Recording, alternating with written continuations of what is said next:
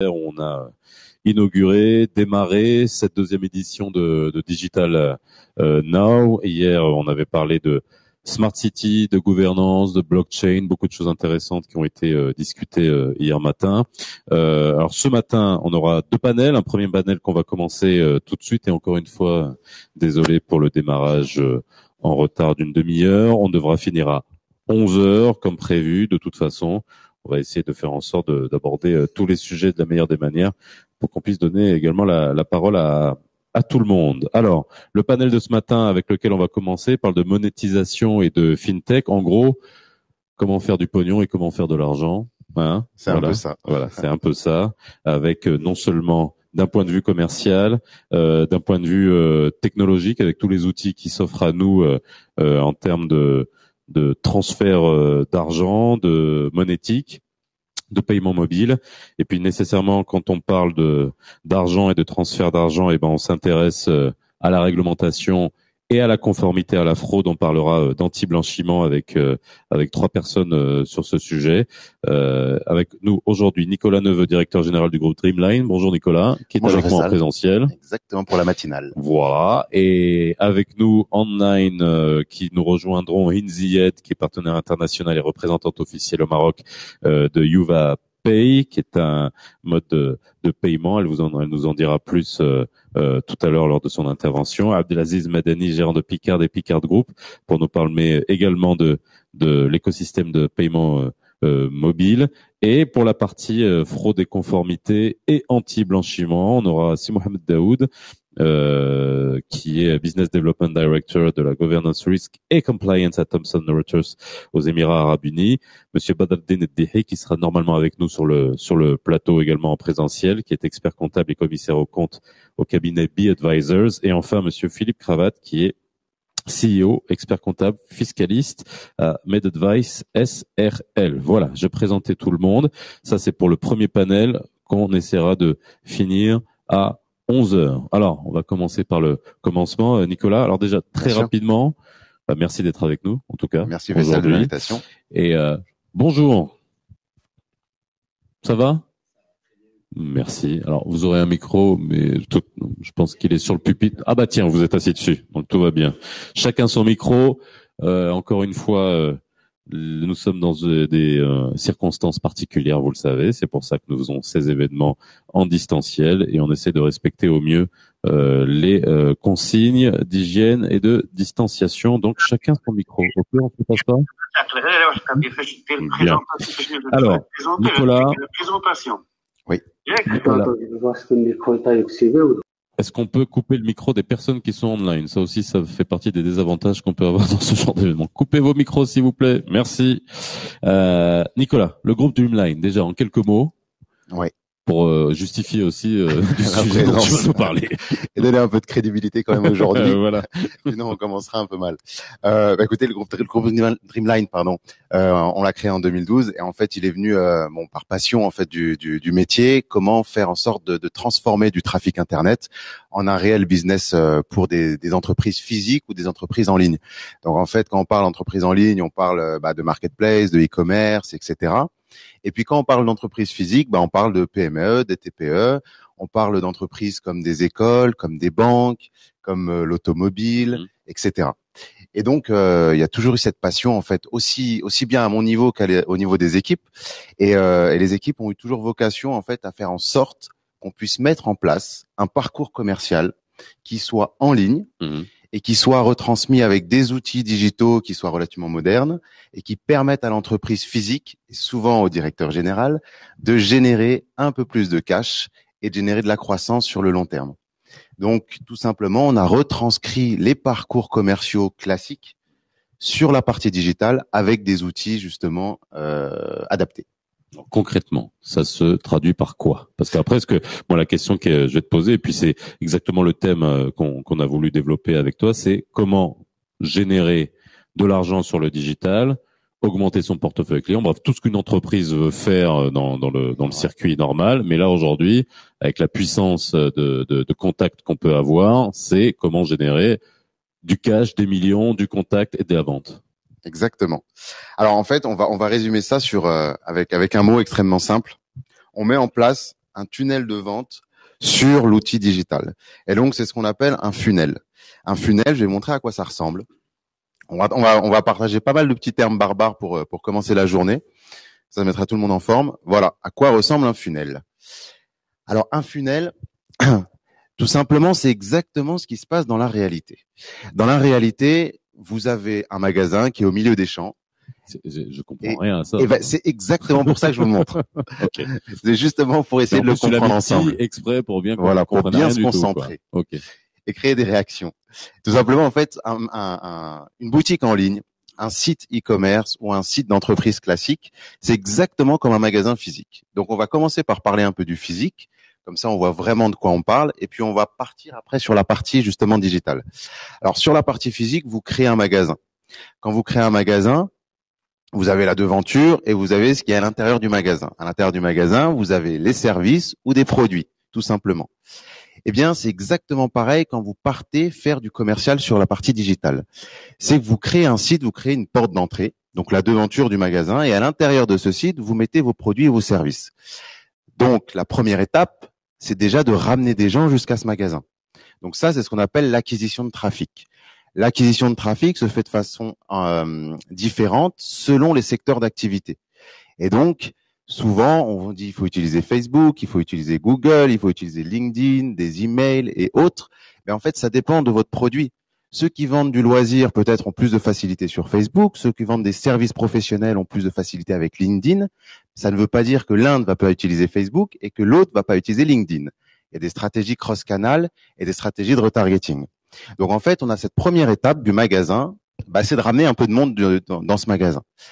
Quand vous avez un bon produit, donc ce qu'on appelle tout simplement un minimum value product, un produit minimum viable, déjà c'est pour ça que souvent, quand on veut faire de l'argent, il faut se poser la question, est-ce que son produit, il est quand même intéressant? Et malheureusement, il y a plein de TPE et PME, peut-être que vous connaissez, qui ont des produits qui sont un peu bancals, il faut le dire. En fait, qui n'arrivent pas à mettre en avant la valeur ajoutée du produit. Des noms. Il n'y a aucun nom aujourd'hui. Non, mais des exemples, quoi. Des exemples très simples. Vous allez avoir, bêtement, vous prenez un fast-food, vous prenez un marchand automobile.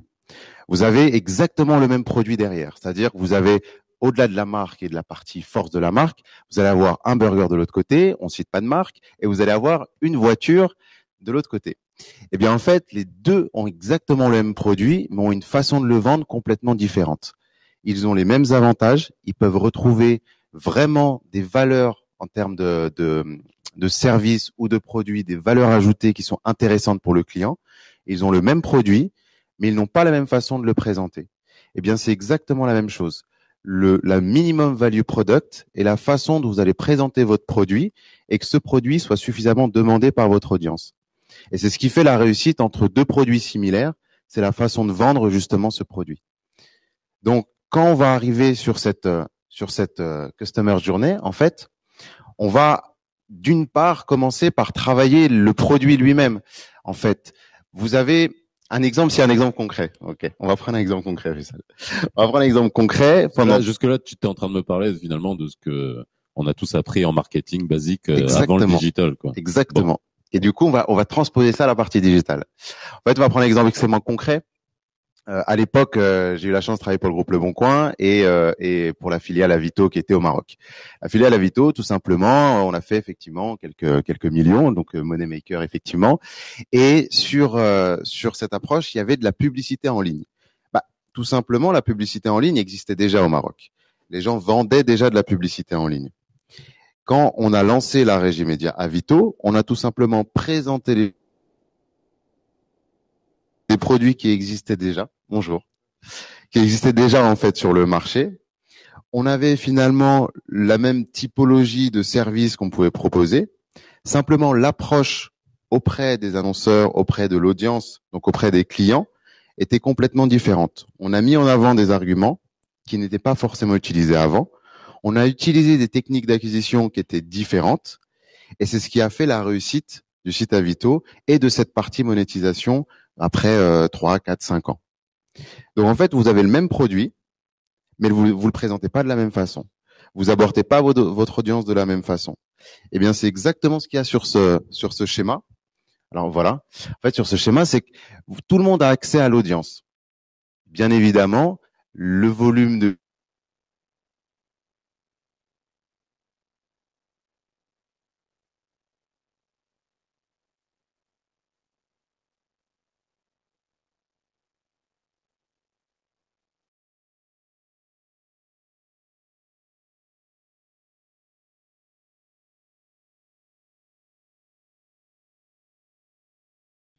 l'offre d'acquisition, puisque quand on propose quelque chose, il faut forcément proposer quelque chose avec une offre qui soit vraiment pertinente et qui déclenche ce qu'on appelle l'appel au clic, le call to action. Bien, en fait, c'est ça. Souvent, les PME et les TPE oublient que quand on présente un produit sur la partie digitale, il faut pousser la personne à aller cliquer et donc à déclencher psychologiquement quelque chose. Et donc, c'est exactement comme quand vous rentrez dans un magasin. Si vous rentrez dans un magasin et qu'il n'y a aucun argument, qu'il n'y a pas une action, on vous dit, ah, appuyez sur ce bouton pour gagner un lot ou laissez vos coordonnées pour profiter de 10% lorsque vous allez faire votre premier achat ou inscrivez-vous à notre service fidélité ou autre et recevez des invitations pour des ventes privées dans ce magasin ou des produits exclusifs. Vous n'avez pas poussé finalement votre prospect à passer à l'action. Vous l'avez laissé rentrer dans le magasin et il se balade et il n'y a aucun déclencheur pour le pousser à éventuellement non pas un achat, mais ne serait-ce que déjà une première interaction avec le produit ou le service. Et là, je viens de dire un truc important, c'est le côté achat. Souvent, on pense que sur le digital, vous allez cliquer et les clients vont acheter. C'est impossible. Aujourd'hui, il y a un chiffre qui parle énormément, c'est 90% du business qui se fait, hors ligne ou en ligne, c'est un business qui est lié à la rétention. Ça veut dire que vous avez entre 0 et 10%, en gros, du business qui se fait en post-clic. Pour schématiser, quand vous rentrez dans un magasin avec des prospects qui ne connaissent pas forcément la marque, vous avez 10% de chance que la personne achète votre produit. Et donc, vous devez travailler la rétention. Donc, c'est vraiment un leurre de penser que quand on fait des campagnes en ligne, eh bien, les gens viennent acheter le produit ou se convertissent sur votre site ou se convertissent peut-être en physique dans votre magasin, dans votre showroom ou dans une agence bancaire. Et ça, c'est pour enlever tous les espoirs en fait des dirigeants sur la partie digitale, Ouais. mais surtout pour en construire d'autres. C'est que 90% étant la rétention, et comme sur la partie digitale, quand vous rentrez sur ce fameux funnel, vous êtes traqué du début à la fin avec ces outils de tracking de Facebook, Google et autres, eh bien en fait, vous allez pouvoir retoucher vos clients ou vos prospects durant le temps de conversion nécessaire à une vente. Donc, ce tunnel n'est pas un tunnel immédiat, c'est un tunnel qui prend 1 mois, 2 mois, 6 mois en fonction de ce que vous vendez. Donc, si vous vendez de l'immobilier, un achat immobilier, en général, se décide entre peut-être 6 mois, 1 an. Ça dépend pour qui. Voilà. Sauf qu'ils sont très spontanés. C'est pour ça qu'il faut se, Il faut se coller au marché. Il faut s'adapter. Et effectivement. Et alors après, sur l'automobile, également, ça peut changer. On le fait sur l'éducation. Sur l'éducation, c'est des process qui prennent 1 an parfois. L'élève est en terminale, il a besoin d'1 an pour choisir son école où il est en première. Sur des process de livraison de repas, à l'instar d'Uber Eats, c'est des process qui sont extrêmement rapides. Vous avez faim, vous commandez. Ce qui n'empêche que pour faire du réachat, le parcours est toujours valable. Donc en fait, on a vraiment ce point. Si c'est peut-être pour répondre exactement à la question, comment faire de l'argent, il faut prendre le temps. Et en fait, lancer des communications ou de la publicité en ligne ne suffit pas à faire de l'argent. Alors bon, ok, faire de l'argent, on veut tous faire de l'argent, et je pense que si on avait le secret aujourd'hui, on aurait peut-être. Enfin, je sais pas combien on est sur la plateforme et combien on est dans la salle, mais en tout cas, la question est de savoir aujourd'hui pour la PME marocaine, puisqu'on essaye de vraiment de localiser la problématique ici, qu'est-ce qui manque finalement? Parce qu'aujourd'hui, la vraie problématique, c'est la TPE, la PME, à qui on donne ces outils-là dont elle ne disposait pas avant, qui lui donnent des opportunités en ouvrant un marché à l'international. C'est quoi le souci? Voilà, c'est. Alors, je ne vais pas utiliser le mot souci, je vais utiliser le mot challenge. Ouais. Je préfère, on va être positif pour commencer la journée. Mais en tout cas, voilà, c'est qu'il n'y a pas de souci en soi. Il y a vraiment en fait un changement où peut-être on était dans une époque où la vente était peut-être facilitée parce qu'il y avait peut-être plus de demandes, il y a eu de la croissance, etc. Il y a peut-être moins de concurrence sur certains secteurs. Et puis, on est arrivé à une période où, effectivement, il y a une concurrence qui est beaucoup plus accrue, qui est beaucoup plus forte. Moi, je vous donne un exemple sur ce parcours, puisque c'est un client qui est en Suisse et qui est vraiment, on peut vraiment l'adapter à toutes les TPE et PME marocaines. La première chose, c'est tout simplement une personne qui vend des logiciels.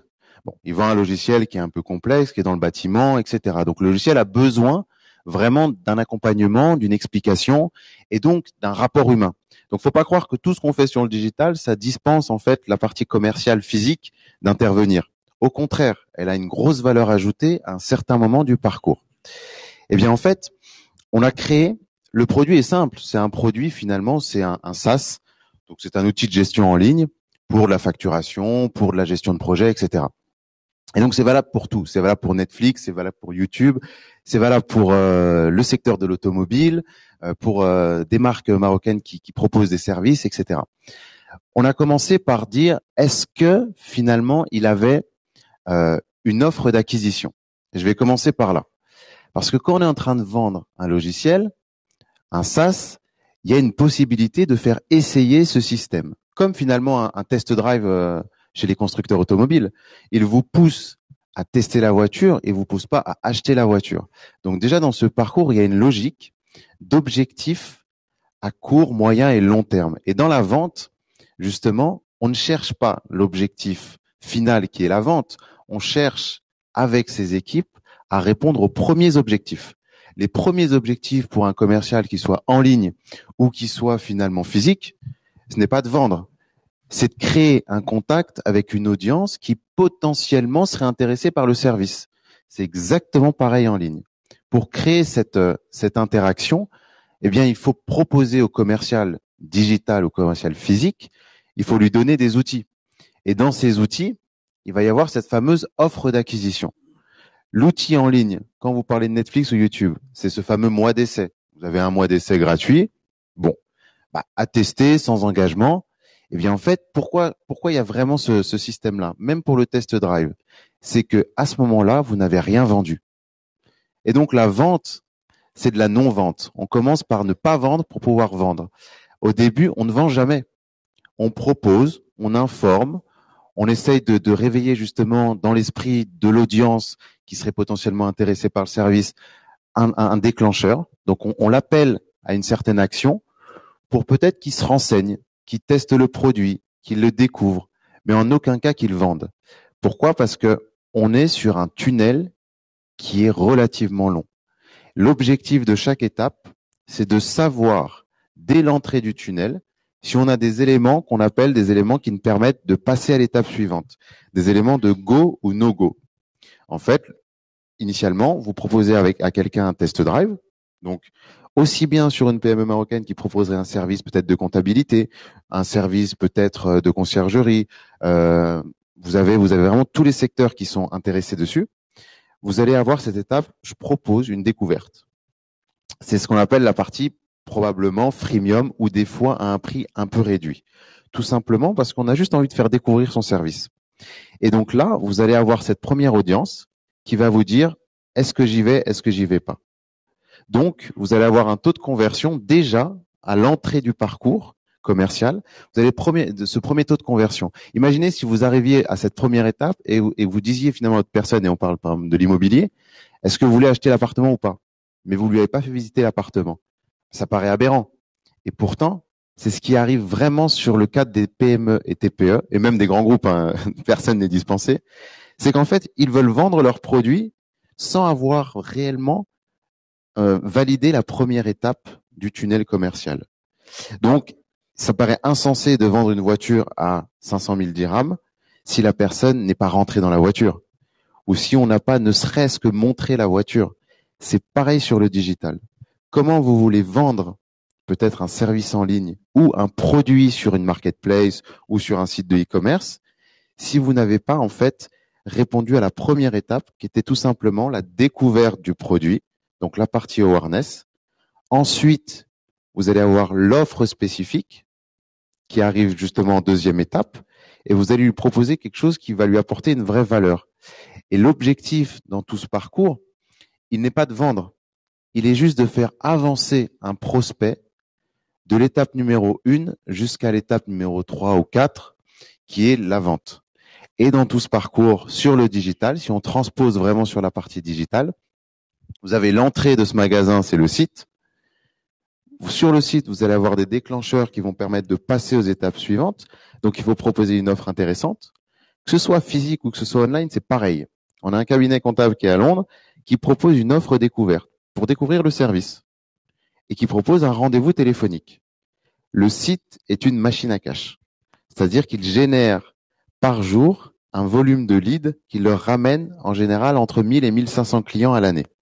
Tout simplement pourquoi? Parce que quand vous arrivez sur la plateforme, on vous dit voilà nos services. Donc bien sûr qu'il y a toute une expérience à créer. Ce n'est pas seulement un site à mettre en place, il y a une user experience et des user interfaces à modifier. Vous avez une offre très claire qui est présentée. L'appel à l'action, c'est testez-nous gratuitement pendant 1 mois ou prenez rendez-vous avec notre conseiller. Donc ils ont réussi à comprendre quels sont les points de friction avant la vente pour les éliminer et pour proposer quelque chose de vraiment construit et qui apporte de la valeur à l'internaute, au prospect. Et une fois qu'ils ont ce rendez-vous, ils expliquent le service. Durant ce rendez-vous, ils débloquent encore des freins et ensuite ils envoient une offre. Donc en fait, l'offre n'a jamais été forcément montrée au début. Ils connaissent par cœur l'expérience utilisateur. Ils savent qu'il faut débloquer des points de friction tout au long du parcours et à la fin du parcours, ils essayent de vendre le service. Du coup, en entrée du parcours, vous avez un volume de prospects qui est hyper intéressant. Ce qui est génial parce que finalement, le directeur commercial ou le responsable de l'entreprise voit qu'il y a quand même beaucoup de personnes qui sont intéressées par le service. Il y a un effet d'expérience qui se joue. Vous arrivez à convertir petit à petit une personne qui était intéressée à une personne qui est un peu plus intéressée. Donc c'est souvent ce qu'on dit, les prospects sont de plus en plus chauds. Et bien sur la partie digitale, plus ils chauffent et plus leur score évolue. Et ça, il y a des outils qui permettent de donner des valeurs à chaque prospect. Et à la fin, vous avez la petite partie des prospects qui sont les plus chauds, qui vont se convertir. Et ce funnel, vous mettez de l'eau à l'entrée du funnel. Vous avez ce parcours et ces étapes. Vous avez des taux de conversion dans chacune des étapes. Vous arrivez à comprendre est-ce que votre produit d'entrée fonctionne ou pas? Est-ce que mon offre est attractive ou pas? Est-ce qu'elle plaît? Est-ce qu'elle donne envie de passer à l'étape suivante? À l'étape suivante, vous voyez encore si justement le fait de faire un appel avec votre prospect fonctionne ou pas. Vous mettez des taux à chaque fois et à la fin, vous voyez que vous réussissez sur 100 prospects peut-être à l'entrée. Donc cette acquisition qui se fait par la publicité, par plein d'autres outils organiques, vous voyez que vous avez peut-être 3% des gens qui vont jusqu'à la fin du parcours. Et là, vous trouvez vos clés à chaque étape et vous commencez à faire de l'argent en continu puisque vous avez d'un côté une audience, ensuite vous avez un produit et une offre d'acquisition qui est forte, que vous pouvez modifier, qui est forte, qui va déclencher le passage à l'action suivante. Ensuite, vous avez peut-être la prise de participation en réel parce que votre business reste réel avec votre service commercial. Et puis à la fin, vous avez votre taux final, le taux qui va vous donner effectivement sur 100 prospects que j'arrive à trouver sur Internet, j'en ai 3 qui finalement achètent ma voiture en physique. Pourquoi ils le font? Est-ce que c'est faible? Est-ce que c'est pas faible? Vous regardez les étapes de votre parcours et vous dites, je peux améliorer ça, ça, ça ou ça. Je peux changer mon offre. Je peux peut-être changer mon audience. Et c'est comme ça que vous allez grossir petit à petit. Ok. Bon, il n'y a plus qu'à, quoi. Après, je reviens vers toi. Je reviens vers toi dans quelques instants. Merci, Merci tout cas, Nicolas, d'avoir commencé à nous parler de ça, parce que c'est vrai que pour qu'on soit logique dans notre cheminement ce matin dans ce panel, c'est comment commercialement faire de l'argent, et tu nous as fait une démonstration à ce sujet. 2, mais aussi pour faire du cash, il faut qu'en face il y ait des consommateurs qui aient les moyens de payer. Quand je dis les moyens de payer, qui est non seulement l'argent, mais qui soient aussi qui est aussi les moyens techniques, technologiques. On parle d'inclusion financière, on parle de bancarisation, et notamment dans des pays comme les nôtres, que ce soit la zone MENA, que ce soit le Maroc, on connaît les taux de bancarisation. Et le challenge est également de mettre à disposition de ces gens-là, de ces cibles-là, des moyens de paiement. Avec nous, on a Hinz Yen. Bonjour Hinz. Bonjour. Est-ce que vous m'entendez bien? Vous me voyez? Bonjour Hinz, comment ça va? Ça va très bien. Merci. Alors, avant que je vous passe la parole, sur le plateau, nous avons rejoint Monsieur Philippe Cravatte. Bonjour Philippe. Merci. Non, je vous interpellerai tout à l'heure sur un autre sujet qui est peut-être moins marrant, mais en tout cas, je compte sur vous pour le rendre sexy. Ici, Madame Nindihi qui est avec nous également. On parlera de fraude, de conformité, d'anti-blanchiment. Super. Ouais. Puis il y a du boulot là en ce moment, j'imagine. Alors, Hinziyen, vous êtes partenaire international et représentante officielle au Maroc de YuvaPay. Vous allez nous dire ce qu'est YuvaPay. C'est un différent mode de paiement, hein, que ça soit sur smartphone ou sur les téléphones conventionnels. Et justement, avec ce que j'ai posé comme question, c'est après la démonstration de Nicolas, il faut que la cible qu'on adresse, les consommateurs, pour qu'ils deviennent des consommateurs digitaux, eh ben, ils aient les moyens de payer, et donc qu'ils aient des moyens technologiques de transférer de l'argent. Alors, YuvaPay, Inde, est-ce que quelques mots sur YuvaPay déjà? Oui, bien sûr. Alors, si vous voulez, je vais commencer d'abord par remercier les organisateurs de l'événement. Merci beaucoup à Monsieur Drif, à Madame Tougery pour votre travail. Merci à vous pour votre modération. Alors, effectivement, moi, je suis personnellement entrepreneur dans plusieurs domaines. Je travaille dans la stratégie politique, dans les relations publiques, mais j'ai aussi une passion pour la technologie. Donc, je travaille aussi dans ce domaine-là. Et en particulier, je travaille depuis quelques mois sur la FinTech et sur YuvaPay. YuvaPay, c'est une application indienne qui a été créée, c'est une start-up indienne qui a été créée il y a quelques années et qui permet aux populations rurales de l'Inde d'utiliser, d'avoir directement sur leur téléphone une banque en ligne sans avoir besoin d'une connexion Internet et sans avoir besoin d'avoir un compte bancaire. C'est très important dans un pays comme l'Inde parce qu'évidemment, il y a un très grand pourcentage de population qui soit n'a pas Internet, soit n'a pas une bonne connexion Internet, une connexion suffisante, et aussi un bon pourcentage de la population qui a un problème de bancarisation, qui n'a tout simplement pas un compte bancaire. Je vais partager, je ne sais pas si vous m'entendez bien ou pas de là. Oui, on vous entend bien, vous inquiétez pas. Je S'il vais y a un souci, je partager vous le fais savoir. avec vous des slides. Alors, non, c'est pas ça, c'est ça.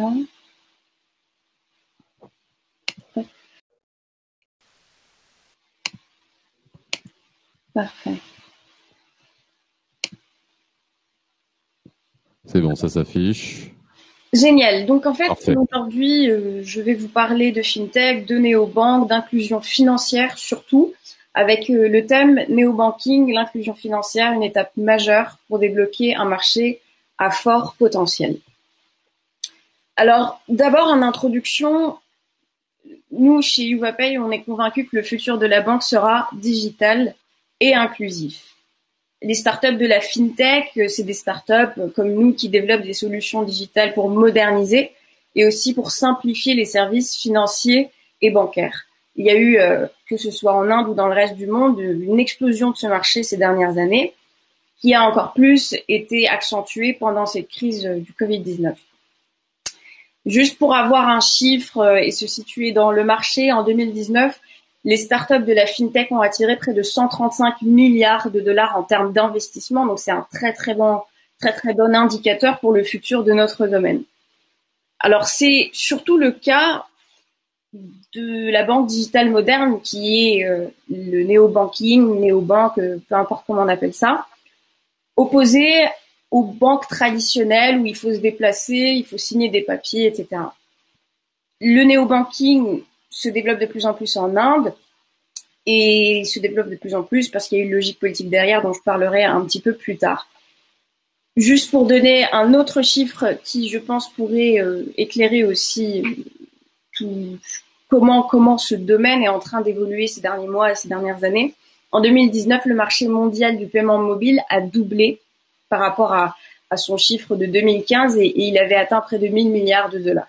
Alors tout ça, c'est des grands chiffres, c'est des chiffres vertigineux, évidemment, puisque c'est le domaine de la fintech, mais ces chiffres témoignent surtout, je pense, d'un changement rapide, d'un changement continu dans le monde de la finance et de la banque. C'est assez clair qu'on se dirige vers une généralisation des services bancaires et il y a de moins en moins de consommateurs qui veulent toujours se déplacer et ils veulent tout avoir directement sur leur téléphone parce que c'est beaucoup plus pratique et c'est un gain de temps immense.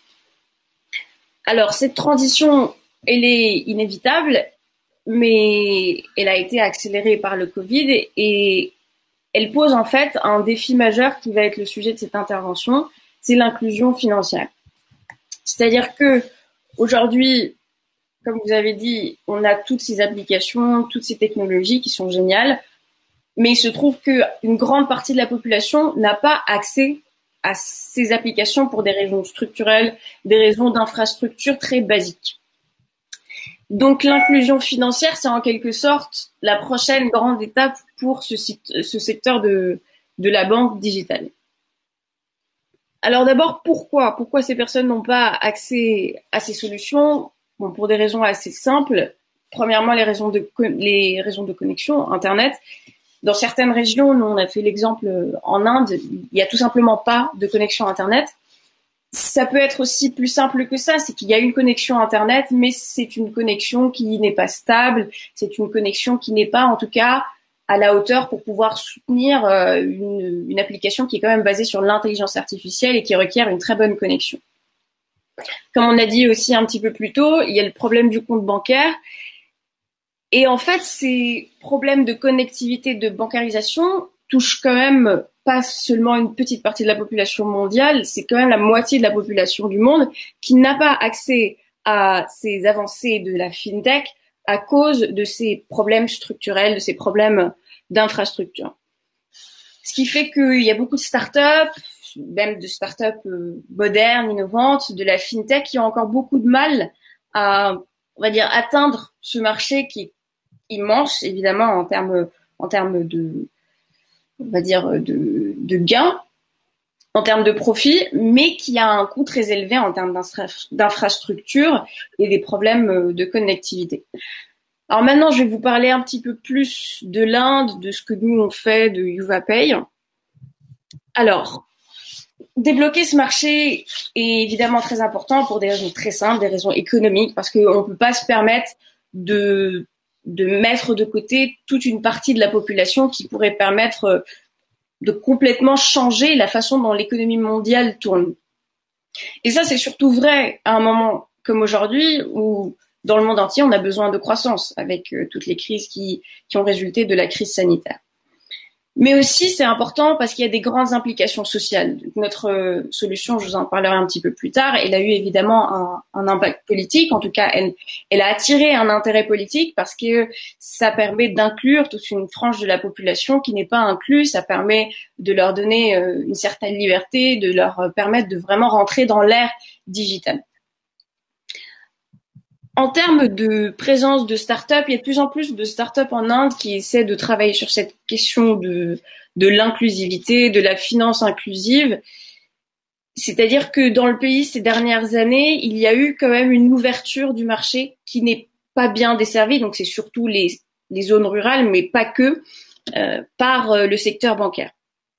Et ça a été accéléré avec le Covid, évidemment, parce que en Inde, comme dans le monde entier, on a rapidement eu l'obligation de rester chez soi et de respecter le confinement, de pas pouvoir se déplacer, de pas pouvoir même parfois aller payer ses factures.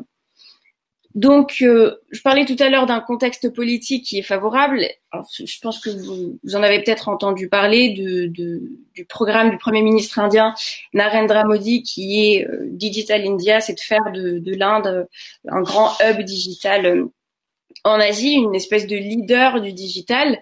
Le projet avance très très bien. Aujourd'hui, on parle beaucoup en Inde de Smart Village. C'est en fait l'équivalent de la Smart City, ce que c'est pour les villages. Alors le tout premier Smart Village indien, c'était en 2017. Je crois que c'était en octobre 2017, donc c'était déjà il y a 3 ans, mais il y en a eu de plus en plus depuis. Et ça s'est accéléré, le programme s'est accéléré au niveau politique depuis le coronavirus. Alors, ce concept de Smart Village, moi je pense qu'il est très intéressant. Il est très intéressant aussi dans un pays comme le Maroc, parce qu'il fait entièrement partie de ce triptyque qui a été présenté par le gouvernement indien, Smart City, Smart Village, Digital India. C'est-à-dire que le pays entier ne peut pas faire sa transformation digitale sans que les zones rurales ou les zones reculées elles aussi fassent partie du processus. Donc, elles fassent partie intégrante du programme de développement. Alors si je prends l'exemple de YuvaPay, YuvaPay, donc c'est une application qui a été créée dans cette logique d'inclusion financière. C'est une solution de néo-banking qui vise à faciliter le quotidien, en particulier de la population indienne rurale, mais pas que. Il y a plein de personnes qui sont aussi dans la ville et qui n'ont pas accès forcément à une connexion Internet stable et de qualité. Alors le gros plus qu'on a eu en Inde, c'est que ça permet aussi aux personnes non bancarisées, comme j'avais dit tout à l'heure, d'avoir accès facilement à tous ces paiements en ligne. L'application, elle donne accès à tous les services bancaires essentiels. Donc, vous avez les transferts, les paiements de crédit, les factures, les paiements d'assurance. Vous pouvez aussi gérer une micro-épargne directement sur l'application, le tout sur une seule et même plateforme, ce qui a beaucoup facilité la chose pour les personnes qui n'utilisaient pas ce genre d'application avant. Alors, la grande nouveauté, on va dire, de l'application, c'est qu'on peut l'utiliser sans connexion Internet. Sans connexion Internet et parfois même, donc complètement tout le temps, même sans smartphone.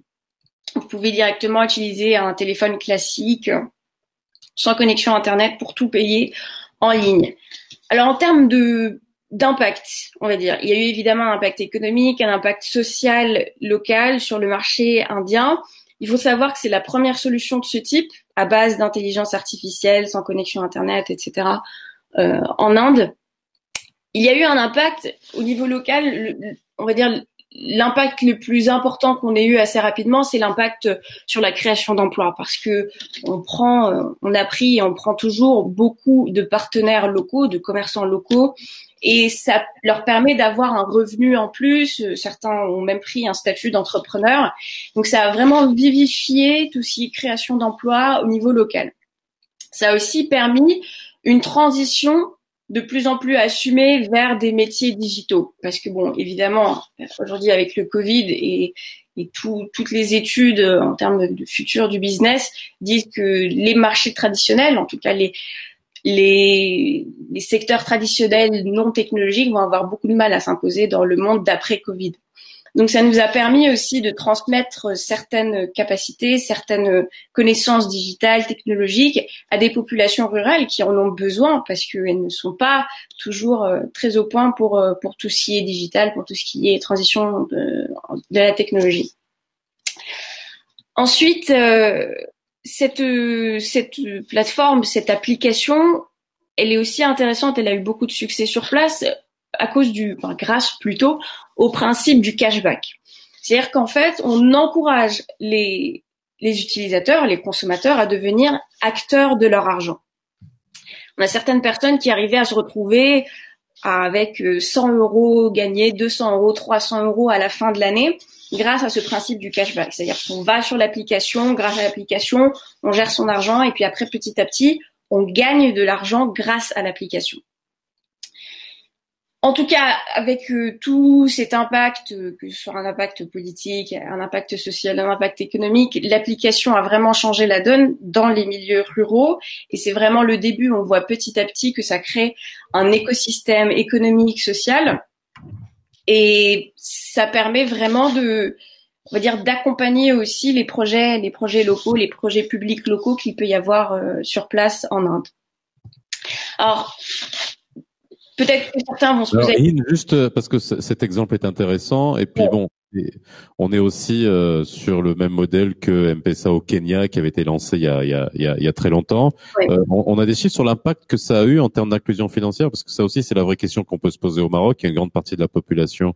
Alors beaucoup de choses ont été faites. Le taux de bancarisation reste encore faible, même s'il a augmenté. Il y a une loi sur les établissements publics de paiement avec le mobile payment qui est arrivé, mais on n'est pas encore arrivé au résultat qu'on voulait. Alors, est-ce qu'il y a des données, on va dire, comportementales, réglementaires, et puis macro, peut-être fiscales aussi, qui font que ça marche ou pas d'un pays à un autre? C'est une très bonne question. Alors en fait, nous, c'est vrai que c'est un petit peu tôt pour vraiment trancher définitivement et savoir exactement ce qui fonctionne pas. Alors, techniquement, ce qui nous aide le plus, évidemment, c'est le soutien public. C'est à partir du moment où il y a une volonté politique, où il y a un soutien public, et que l'application est de qualité, et que ça fonctionne, et que c'est proche des besoins des gens, ça marche bien. Pour vous Il y donner... avait un caractère obligatoire, excusez-moi de vous couper, parce que là, c'est vraiment du concret pour voir comment on fait rentrer ces technologies chez les gens. Est-ce qu'il y avait quelque chose d'obligatoire?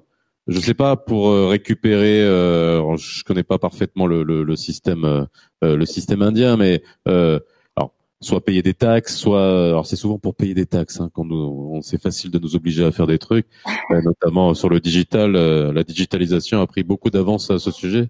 On n'a jamais eu autant de facilité que de payer des impôts. Mais par contre, est-ce qu'il y a eu des points qui ont permis de faire entrer ça au forceps chez les consommateurs?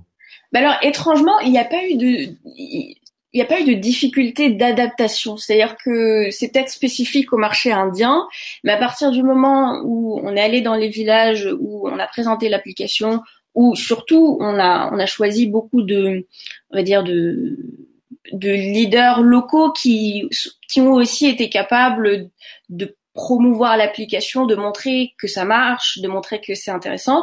Il n'y a pas du tout eu il n'y a pas eu de processus d'obligation. C'est-à-dire qu'il n'y a pas en termes de pouvoir public, il y a quelques jours, on a officialisé un partenariat, le lancement de l'application avec la Banque centrale indienne.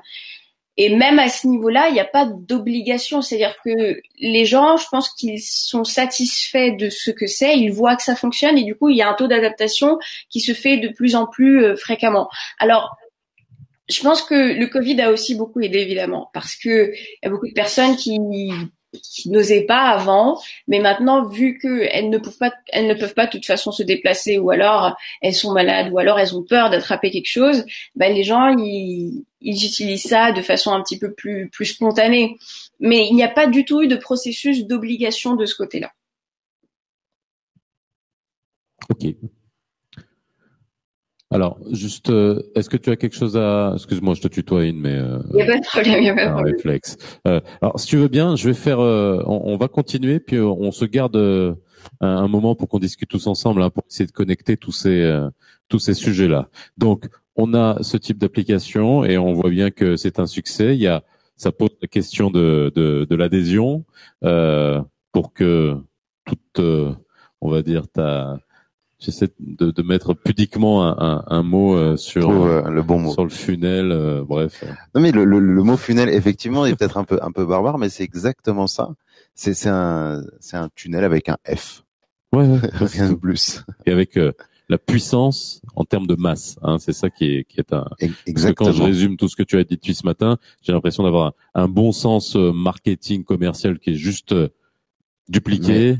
Adapté au digital et qui permet de prendre toute sa puissance. Ça. Mais je te poserai la question après sur l'essoufflement ou sur l'évolution plutôt que de l'essoufflement. Mais ça, on y reviendra tout à l'heure. Avec plaisir. On va rester sur le paiement, et les modes de paiement. C'est Abdelaziz El Madadi, vous êtes avec nous? Est-ce que vous m'entendez? Alors son micro est désactivé. Est-ce qu'il est devant son écran? Si Madani? Oui. Sylma Deni, vous m'entendez?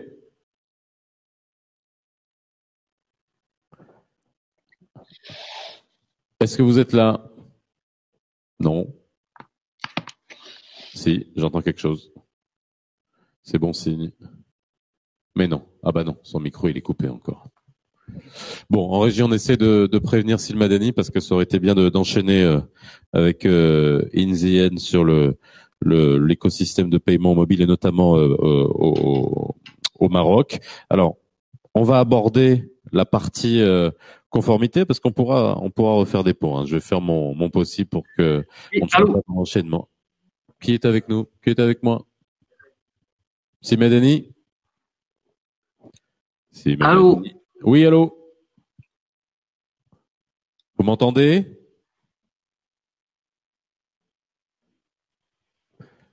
Est-ce que vous m'entendez, Sylmadani? C'est pas comme hier où mon micro... Oui, allô? Vous m'entendez? Oui, bonjour, monsieur Tadlaoui. Ça va? Ça va très bien, et vous? Alhamdoulilah, vous avez entendu tout ce qu'on a dit depuis le départ? Bah, écoutez, donc j'ai pas participé en fait à tout, donc bon là Et la dernière intervention de In, parce que c'est vrai que c'était intéressant avec la présentation de YuvaPay, qui est une solution de paiement mobile en Inde. Alors nous l'idée c'est que alors vous êtes gérant de Picard et de Picard Group. Je vais vous demander de juste de décrire votre activité. Vous êtes dans la monétique et puis ensuite on pourra parler de justement de en droite ligne avec notre sujet d'aujourd'hui, c'est de mettre à disposition des gens, œuvrer pour l'inclusion financière et puis voir comment aussi au niveau des entreprises, est-ce qu'elles sont suffisamment équipées pour faire face au paiement digital. bon. Très bien, donc tout d'abord, donc bonjour à tous. Je suis ravi et donc merci pour l'invitation donc de participer à cet événement.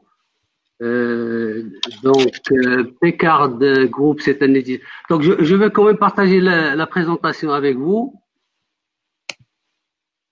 Alors.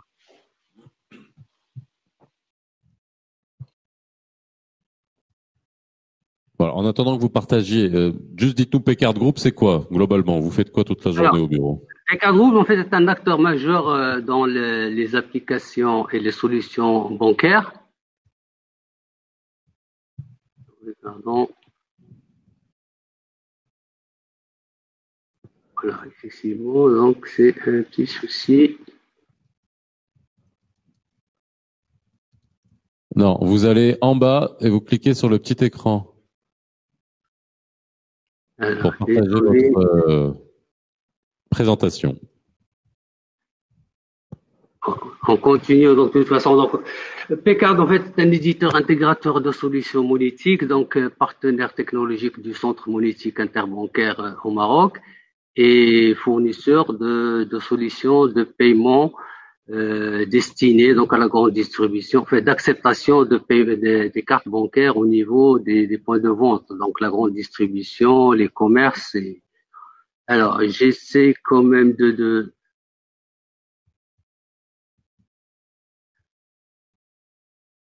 passer.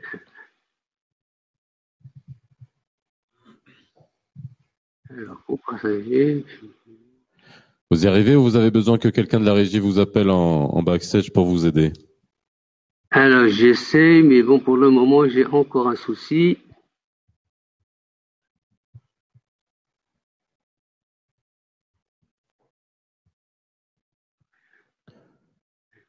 Est-ce que vous avez besoin de votre présentation? Effectivement, pour que ce soit beaucoup plus clair. Bah, lisez-la et puis livrez-la nous, comme ça. Puis si en cours de route on arrive à l'afficher. Voilà. Non? Je vois quelque chose. Alors. Voilà, c'est parfait. Non, là, c'est vos mails, faites attention. Ah oui, écoutez.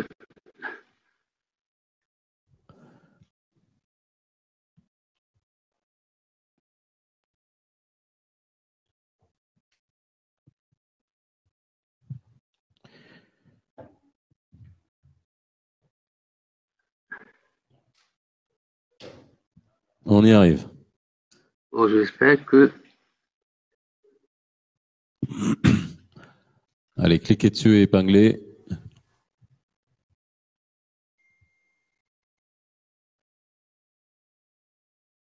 Voilà. C'est bon, Simadani, on la voit. Alors, pour épingler, c'est bon. Je pense que. Bon, bah, très bien. On la voit, Simadani. Vous pouvez y aller.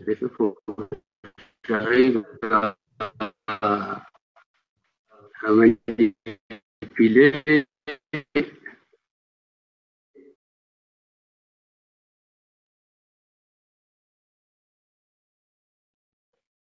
Mais j'arrive pas à accéder en fait à l'écran.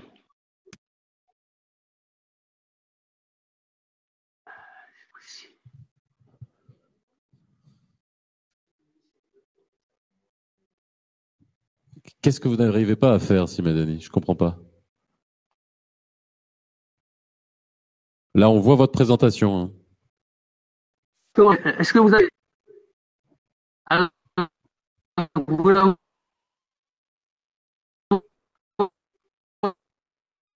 voyez, vous êtes Bon. Et en plus, en ça commence à être haché au niveau de... Est-ce qu'on peut... Qu'est-ce qui se passe?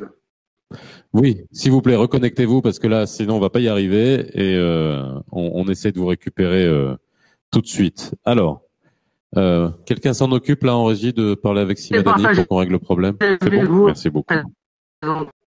Non, déconnectez-vous et reconnectez-vous parce que là, en plus de ce problème-là, on entend un mot sur deux, donc ça va être compliqué. Alors, d'un point de vue, alors juste pour rester dans le champ et après on parlera de fraude et de conformité, j'essaie de garder le fil même avec ces petits changements. Aujourd'hui, Nicolas, pour que ça fonctionne, et encore une fois, cette inclusion financière, elle est importante. Alors, on parle pas des pays européens, on parle pas des pays qui sont à des niveaux d'avancement en termes de bancarisation qui sont hautes. Mais par exemple, prenons le cas du Maroc, il y a un vrai challenge, j'imagine. Et là, je parle de challenge pour ouvrir, pour adresser des cibles complètement différentes dans des zones qui sont aussi. Alors, il y a le rural, mais il y a aussi, on a une forte pénétration de smartphones au Maroc, et ça, on le sait. Même renouvelé avec des générations de smartphones qui arrivent au fur et à mesure. Ça a même dépassé les 100%. Et aujourd'hui, est-ce qu'il faut le mobile payment, ce type de solution? Il les faut aujourd'hui pour que on puisse, on va dire, exploser en termes de vente digitale. On est encore freiné par ça? Oui, alors si je dis il ne faut pas, Inde va me taper dessus à distance, mais aujourd'hui si on raisonne sur la partie e-commerce et puis on revient comme sur la partie TPE PME parce que c'est quand même aussi ce qui est intéressant. Aujourd'hui, quand on fait de la vente en ligne, il y a quand même cette option au Maroc et qui existe d'ailleurs partout en Afrique et puis en Amérique du Sud, etc. sur le cash and delivery. Donc en fait, vous pouvez acheter quand même des produits sur Internet et les payer à la livraison. Donc c'est vrai que la solution de paiement en ligne à trouver finalement un petit peu un remplaçant et puis du coup on paye à la livraison. Alors ça complique beaucoup les choses. Déjà il y a pas mal de cash qui circulent, donc forcément en termes de sécurité, il y a pas mal aussi de la partie fraude, hein, il faut le dire. On va en parler, ça nous permet d'introduire ça. Hop, comme ça je place notre prochain confrère. Et effectivement, et du coup, on a quand même cette partie qui est dérangeante. Sur la partie paiement en ligne sur le Maroc, on est à moins de 10% quand même sur des sites de e-commerce, généralement. Et paiement en ligne, moins de 10% quand même. Ouais. Et l'autre partie, ça, c'est des chiffres qu'il faut bien mentionner, quoi. Ah oui, c'est très faible. Tout le reste, c'est du paiement en cash. Paiement à la livraison cash. Paiement en cash à la livraison, ouais. Et donc effectivement, les solutions de paiement, elles sont géniales parce qu'elles permettent de sécuriser beaucoup de choses. Et puis surtout, il y a quelque chose d'extrêmement fort, c'est que la solution de paiement qui est intégrée, à la fin du parcours, vous pouvez savoir si la personne a payé ou pas. Alors c'est tout bête, mais en fait, quand vous faites un achat en ligne et que la personne ne paye pas en ligne, vous ne savez pas si elle a payé réellement quand le paquet arrive chez elle. Ouais. Et donc vous avez un taux de perte qui est encore extrêmement élevé à la fin. Ah ouais. C'est un petit peu comme si vous vendez un service comptable sur un site. On le sait, ce que ça représente ici? Ça. Alors après, chaque site a, mais à peu près, c'est quoi? Non, chaque site a ses pourcentages, mais ça peut aller jusqu'à, peut-être une vente sur 3 en grand maximum, qui n'aboutit pas, qui peut être en retour. Livré et à la livraison, et refusé. Refusé. Exactement. C'est énorme. Ça peut aller très loin. Et finalement, c'est un petit peu comme si vous preniez, mais c'est pas étonnant parce que c'est comme si vous preniez quelqu'un qui s'inscrit pour finalement participer à un test drive d'une voiture ou venir visiter un appartement. Il dit qu'il veut venir voir l'appartement, il appelle et il confirme son rendez-vous, et puis au final, il vient pas voir l'appartement. Et en fait, c'est des taux qui sont tout à fait normaux. Et c'est ça qu'il faut voir dans tous ces parcours-là, c'est que tous ces taux un petit peu barbares qu'on a là sur la partie digitale, en fait, on montre des taux qui existent dans la réalité. Et souvent, le digital se fait taper dessus parce que ces taux sont pas complètement, enfin, sont vraiment faibles.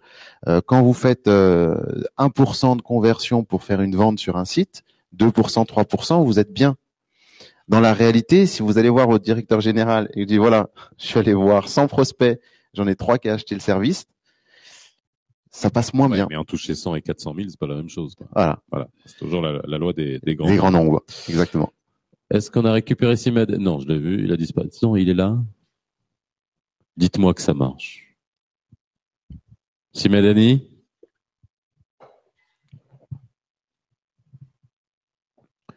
Si Madani. Bon, je compte jusqu'à 5. Dans ma tête. C'est une dernière chance, Madani. Si Madani. Bon, écoutez, si Madani, si on arrive à la récupérer, juste faites-moi signe quand ça sera bon. C'est-à-dire que présentation OK et connexion OK. Alors, on va attaquer un sujet qui est et qui peut être aussi une explication de. Vous allez y arriver. Si Madani. Activez votre micro, si Madani, s'il vous plaît.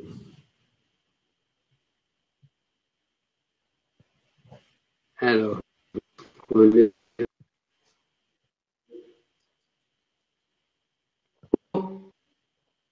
S'il Madani. Alors, est-ce que vous, alors, attendez. S'il Madani, est-ce que vous m'entendez, s'il vous plaît? Parce que je vous appelle depuis tout à l'heure, il faut juste qu'on sache ce qu'on fait. S'il vous plaît. Oui. S'il Madani, est-ce que vous m'entendez? On vous entend. Répondez-moi, s'il vous plaît, parce que sinon, il nous reste une demi-heure de panel et on est en train d'essayer de régler votre souci. Dites-moi juste si c'est OK. Alors, si c'est pas OK, je vous récupère dans quelques instants. Oui. Bon, alors je vous récupère dans quelques instants. Non, si Madani, on règle ça et je vous récupère dans quelques instants. On va un peu de patience et puis on est en train de régler ça en régie. Merci beaucoup, si Madani. Alors, c'est Badabdin. Ça va? Tout va bien? Ok, super. Désolé, on essaie de gérer au mieux dans les circonstances avec les petits problèmes techniques qu'on peut avoir. Est-ce qu'on peut amener un micro? Si Badabdin. Voilà. Non, on se passe pas les micros. Bon, en attendant, je vais parler. Philippe, puisqu'il a son micro, Philippe Cravate, vous êtes expert comptable, fiscaliste, MedAdvice SRL. C'est vrai qu'on va essayer de comprendre. Est-ce qu'on peut couper le micro maintenant, s'il vous plaît? Il faut qu'on puisse continuer. Je vous en supplie, même à la régie, suivez-moi. Coupez les micros des gens online. Je suis en train d'interviewer les gens sur le plateau. Merci beaucoup. Coupez le micro, s'il vous plaît. S'il vous plaît. Et amenez un micro à Sibab, s'il vous plaît. Alors, Philippe, la vraie question, et c'est la question que j'ai posée aussi, c'est pour accélérer l'inclusion financière, il faut que ça soit, il faut qu'on ait derrière les moyens. Non mais, Sibab, il a déjà un micro, monsieur.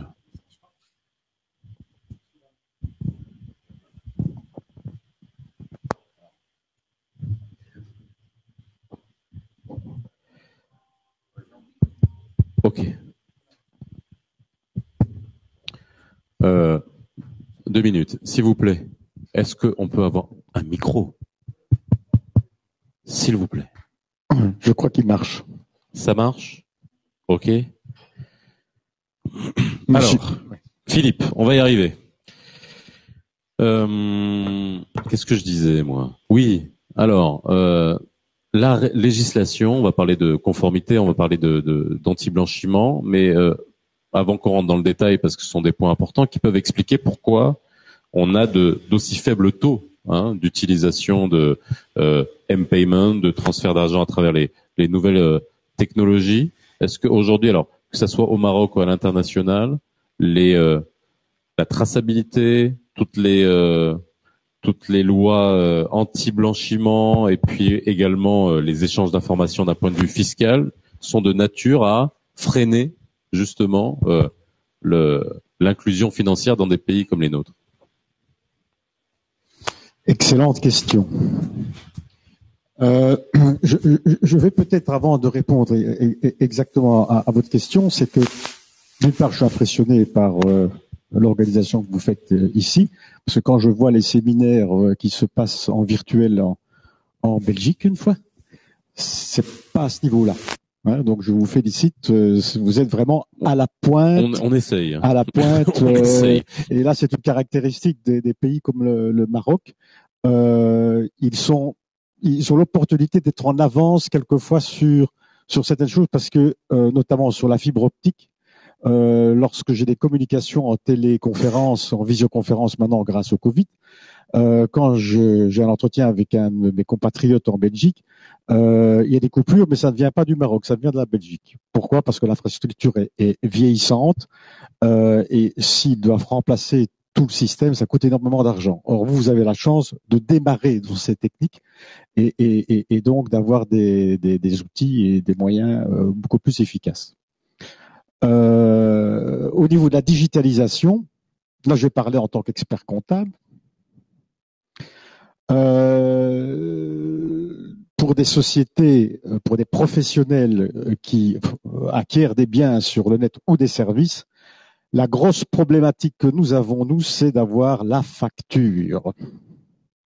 C'est vraiment compliqué. Et je pense que si j'ai un conseil à donner à des sociétés dans l'e-commerce ou dans le digital à ce niveau-là, c'est d'avoir quelque chose d'efficace pour éditer une facture en bonne et due forme pour l'entreprise. Très souvent, les clients sont obligés de faire un cap écran ou alors simplement la preuve de paiement, mais au niveau fiscal, ça n'a pas de valeur. Hein, donc un contrôleur du fisc pourra rejeter. Ça, c'est pour vous dire qu'il y a un retard déjà à ce niveau-là. Et donc le conseil que je donne, c'est l'édition de facture. Alors, il y a bien évidemment pas mal de fraudes, puisque... Alors justement, juste sur ce point-là, oui. D'un point de vue fiscal, est-ce qu'il n'y a pas aussi un retard dans le sens où ce qu'adore le fisc, c'est la traçabilité. Ce que déteste le fisc, c'est le cash. Donc, à partir du moment où il y a un transfert d'argent de point à point identifié, est-ce que finalement cette conformité avec une facture, avec tout ce que ça... Est-ce que finalement il n'y a pas une adaptation à faire de la législation fiscale à ce niveau-là, à partir du moment où les transferts d'argent sont faits de point à point, quoi. Ça prouve une transaction, ça prouve un transfert d'argent. Oui, il y a s'il y a le paiement d'un service ou d'un bien sur le net, si vous n'avez pas la facture, pour le fisc, ça commence à être douteux. Ça ne veut pas dire que vous avez acheté ce service ou que vous avez acheté ce bien. Le paiement n'a strictement aucune valeur au niveau déductibilité fiscale et ça suscite des questions d'administration fiscale. Vous avez payé, mais qui me dit que vous avez payé pour ça? Et vous avez, moi j'ai eu l'occasion de rencontrer dans des expertises des informaticiens spécialistes hackers qui s'amusent à se déplacer de pays en pays, qui vous délivrent des factures dans des structures sociétaires qui ont comme la couleur de l'alcool, mais c'est pas de l'alcool, hein, donc c'est des factures, il y a des identifiants, mais en fait ces sociétés sont des sociétés écrans. Et les comptes banques qui sont ouverts, on ne sait pas où est l'argent. Donc, le fisc qui voit un paiement pour l'achat d'un bien, d'un service, sans une facture probante, ça éveille de terribles soupçons. Et derrière ça, bien évidemment, il y a toute la fraude à la TVA, aux impôts et tout lié.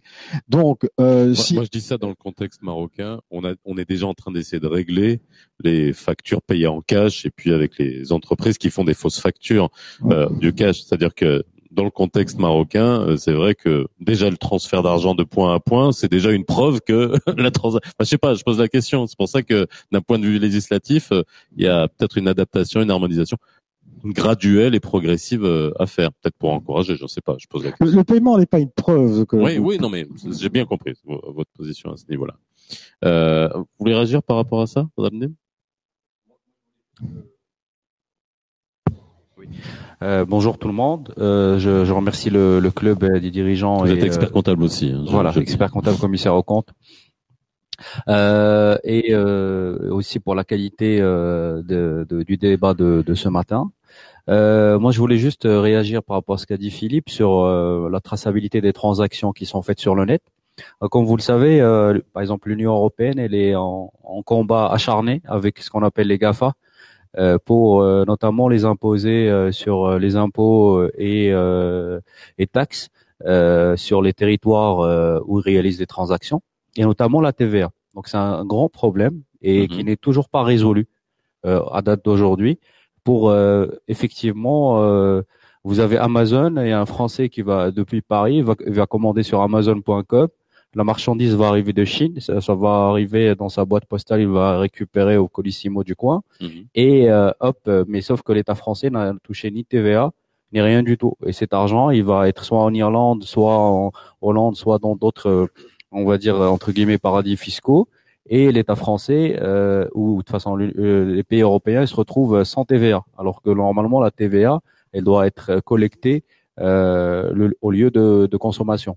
Et ça, c'est un vrai problème, on va dire beaucoup plus global, beaucoup plus mondial, où l'Union européenne essaie de trouver des solutions, mais ils y sont pas encore parvenus parce que c'est hyper politique, géostratégique, et c'est toujours un peu la balance entre les États-Unis et l'Union européenne. Pour revenir au sujet ici au Maroc, je pense que le même problème se pose. Il y a beaucoup de transactions qui sont faites sur le web qui sont pas imposées fiscalement. Je pense notamment, comme vous avez certainement dû entendre parler, les YouTubers, tous ceux qui se font de l'influence sur les réseaux sociaux et qui touchent de l'argent du YouTube en fonction de leurs followers et tout ça, qui n'ont pas été imposés et donc qui se sont fait redresser ces dernières années. En partie pas tous, mais vous voyez la portée. C'est une niche ça quand même. C'est pas en fait, c'est ça les caisses des États à ce niveau-là. Alors je dis pas qu'il faut pas mais ça fait partie des transactions, des transactions web en fait. C'est vraiment. Oui, on est bien d'accord. Voilà, exactement. Ouais. Et après, souvent au Maroc, les sites web ou de manière générale tout ce qui est transactions e-commerce, elles se font en digital. C'est-à-dire qu'on a toujours on va dire je commande sur internet et tout ça, mais après je paye à la livraison parce que il y a encore ce problème de confiance, ce problème on va dire c'est encore inscrit dans le subconscient marocain que si je mets ma carte sur internet, elle va disparaître, on va venir me prélever de l'argent, et ça c'est pour cela qu'il y a beaucoup de sites web. Souvent c'est digital, je vais commander sur le web, mais la commande je vais payer le livreur. Hop. Vous voyez. Si Daoud, vous êtes avec nous, est-ce que vous nous entendez, Si Daoud? Écoute, Monsieur Tadaoui. Bon. Si Daoud. Monsieur Daoud. Oui. Allô? Oui. Oui. Allô? Bonjour. Donc c'est Monsieur Madani, donc de Pécard. Ok. Ça va, Madani? Voilà, très bien. Bon, parce qu'avec les difficultés, donc maintenant, je pense que vous avez donc la présentation. Oui, la présentation s'affiche, oui. Allô? Très bien. Est-ce que vous m'écoutez? M'entendez? Est-ce que vous m'entendez? Alors, est-ce qu'on peut m'aider à la régie parce que ça va pas fonctionner comme ça? S'il vous plaît. S'il vous plaît. Bonjour, c'est Monsieur Daoud. Est-ce que vous m'entendez? Oui, Si Daoud, on vous entend bien. Alors, Si Madani, est-ce que vous avez fait un test de connexion avec Si Madani parce qu'encore une fois, on entend un mot sur deux de ce qu'il dit. Oui, mais il faut lui dire. Quand je demande, quand j'interpelle quelqu'un, je comprends la frustration de Si Madani qui essaie de faire sa présentation, mais en même temps, on était sur un sujet et j'essaie d'interpeller Si Daoud. Si Madani, restez encore une fois avec nous, s'il vous plaît. J'enchaîne avec Si Daoud pour faire le tour sur la conformité et le niveau fiscal aussi. Si Daoud, vous m'entendez? Je vous entends très bien. D'accord, très bien. Bonjour. Merci beaucoup, Si Madani. Alors, Si Daoud, vous êtes Business Development Director Governance Risk and Compliance à Thomson Reuters aux Émirats Arabes Unis. Vous avez entendu tout ce qui a été dit jusqu'à présent sur le volet fiscal et sur le volet conformité aussi. Vous avez parlé de conformité fiscale. J'ai bien entendu. Alors, quelle est votre position sur la question? J'ai d'abord, juste pour une brève introduction, je suis un spécialiste de tout ce qui est conformité, blanchiment d'argent et financement du terrorisme. J'ai 25 ans de banque et de finance aux États-Unis, en Europe et dans le Middle East. Et je conseille les grandes institutions internationales et les grandes banques centrales et certaines institutions de tout ce qui est lié à la conformité. Je voudrais juste vous montrer une autre perspective complètement liée à la conformité et liée à la digitalisation, ce qui permet un tout petit peu de, comment on dit en français, étendre le débat, un tout petit peu faire une expansion du débat. Donc, et une approche peut-être plus positive, si vous permettez. Donc, tout le monde connaît Thomson Reuters. Je travaille pour une société qui s'appelle Refinitiv,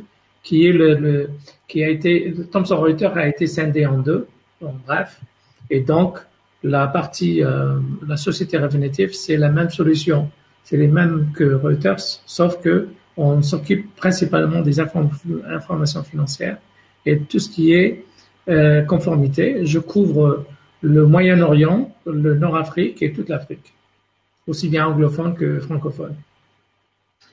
Je voudrais juste expliquer la notion du point de vue finance, dans les banques et les finances, la notion de reputation risk.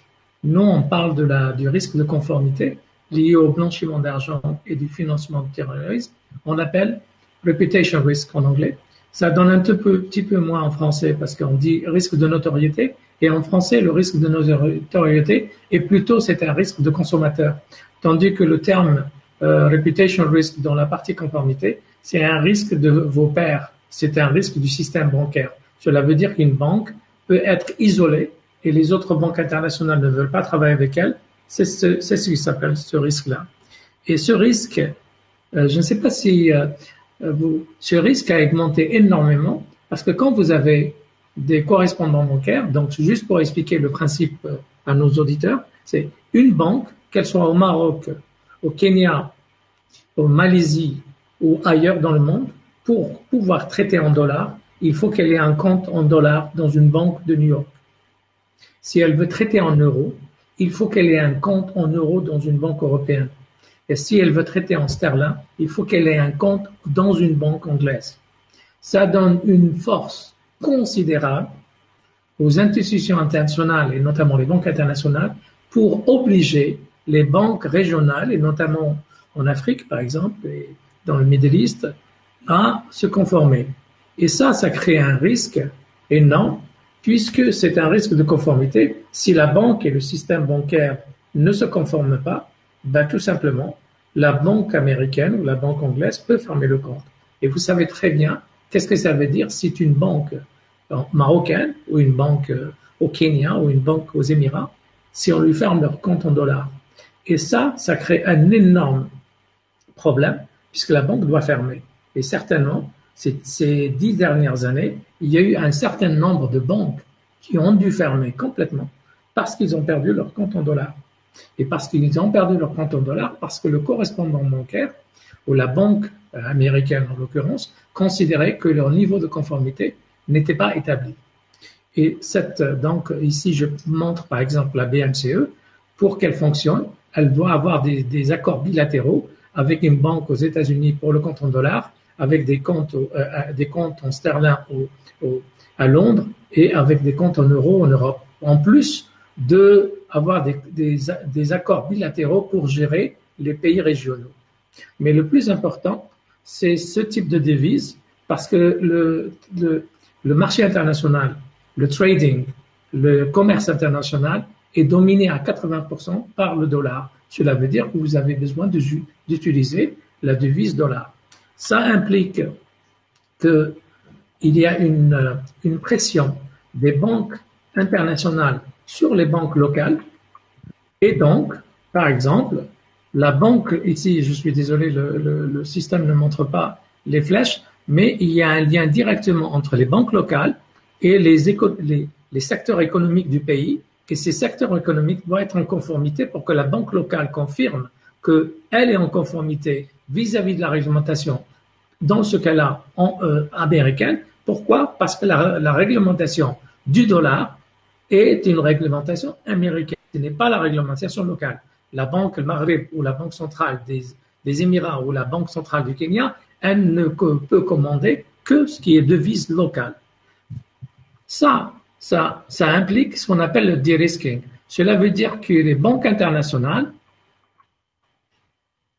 ont commencé à fermer des comptes des banques de pays Et ça a créé un énorme problème vis-à-vis des banques centrales, parce que comme je vous ai expliqué, si vous avez 3 ou 4 banques dans le pays, comme dans les pays du Golfe par exemple, et elles perdent leur compte en dollars, ben c'est toute l'économie. Et qu'est-ce qu'elles ont fait les banques?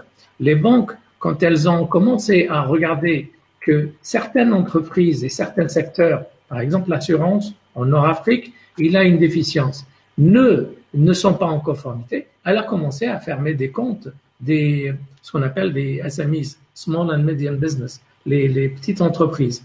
Et le FMI, il a récemment fait une étude qui montre que le Fonds monétaire, il y a plus de 200 000 petites entreprises qui ont eu à fermer leur compte. On ne parle pas de compte en dollars, on parle du compte en devise locale.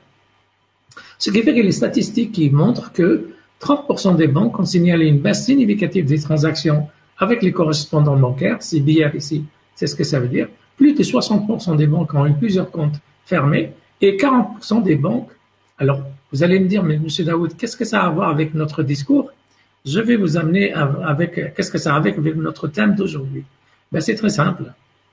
En plus de demander aux banques et aux institutions internationales, notamment financières, de se confirmer, il y a ici une demande de dire oui, maintenant qu'on a demandé que beaucoup de transactions se fassent à travers les systèmes bancaires et se fassent aussi à travers des systèmes, par exemple de mobile money pour le traçage, que ce soit fiscal, mais dans ce cas-là, pour des raisons de conformité, on a un problème parce qu'on a quand même beaucoup de cash. Il y a des pays, c'est 70% de la population qui n'a que des cash. Elles n'ont pas de compte. Et c'est là où l'inclusion financière était venue. Et c'est là où on a commencé à pousser pour l'inclusion financière avec l'idée de s'il y a une inclusion financière, donc il y a une traçabilité et à partir de ce moment-là, on peut faire plus de conformité. Et donc, alors je vous arrête sur ce point-là parce que c'est par là que j'ai commencé en posant la question à Philippe Cravatte. Vous n'avez pas répondu à la question, vous avez fait une grosse introduction, merci en tout cas.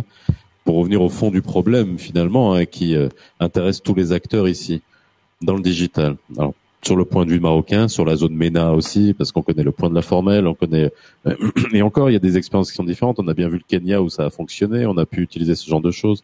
On a attendu une législation en matière d'établissement public de paiement, on l'a eu, on l'a attendu longtemps, c'était l'Arlésienne. Après le M-Payment est arrivé, les solutions arrivent, mais ça ne prend pas. Et donc je reviens à ma question et je vous la pose à tous, que ça soit à vous Sidaoud, à vous Philippe, c'est est-ce qu'aujourd'hui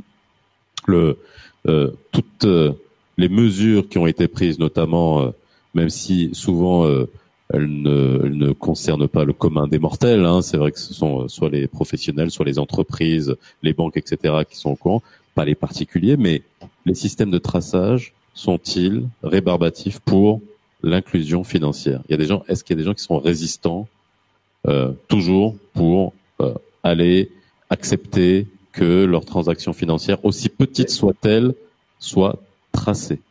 Et là, on avait la question du cash.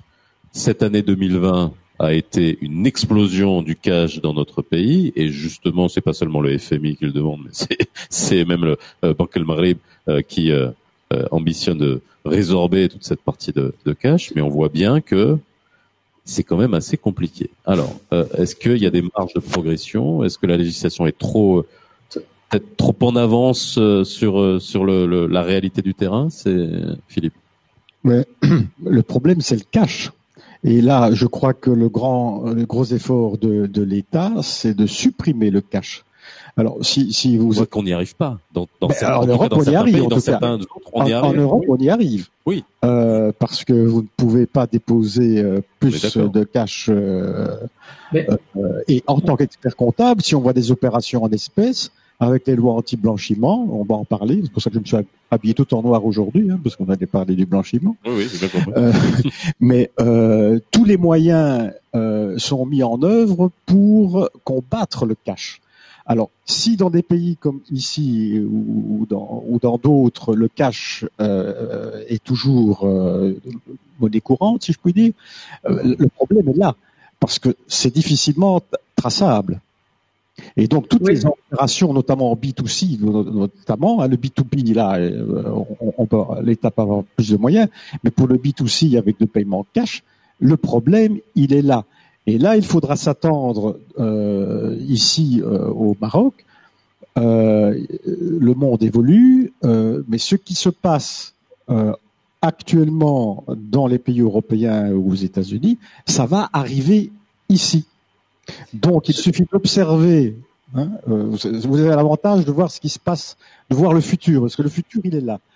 Et le cash, à un moment donné, il va... Il y a un retour du cash, hein, même en Europe. Hein. C'est les effets crise, hein, de toute façon. Oui, mais je peux vous assurer que les mesures qui sont prises sont extrêmement lourdes.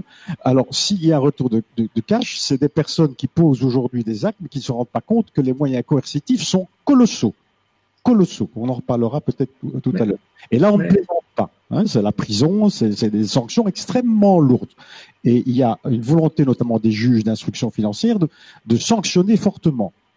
Donc, si ce problème de cash existe, là, comment voulez-vous tracer? Si vous permettez. C'est Daoud. Après, c'est Daoud. Allez-y.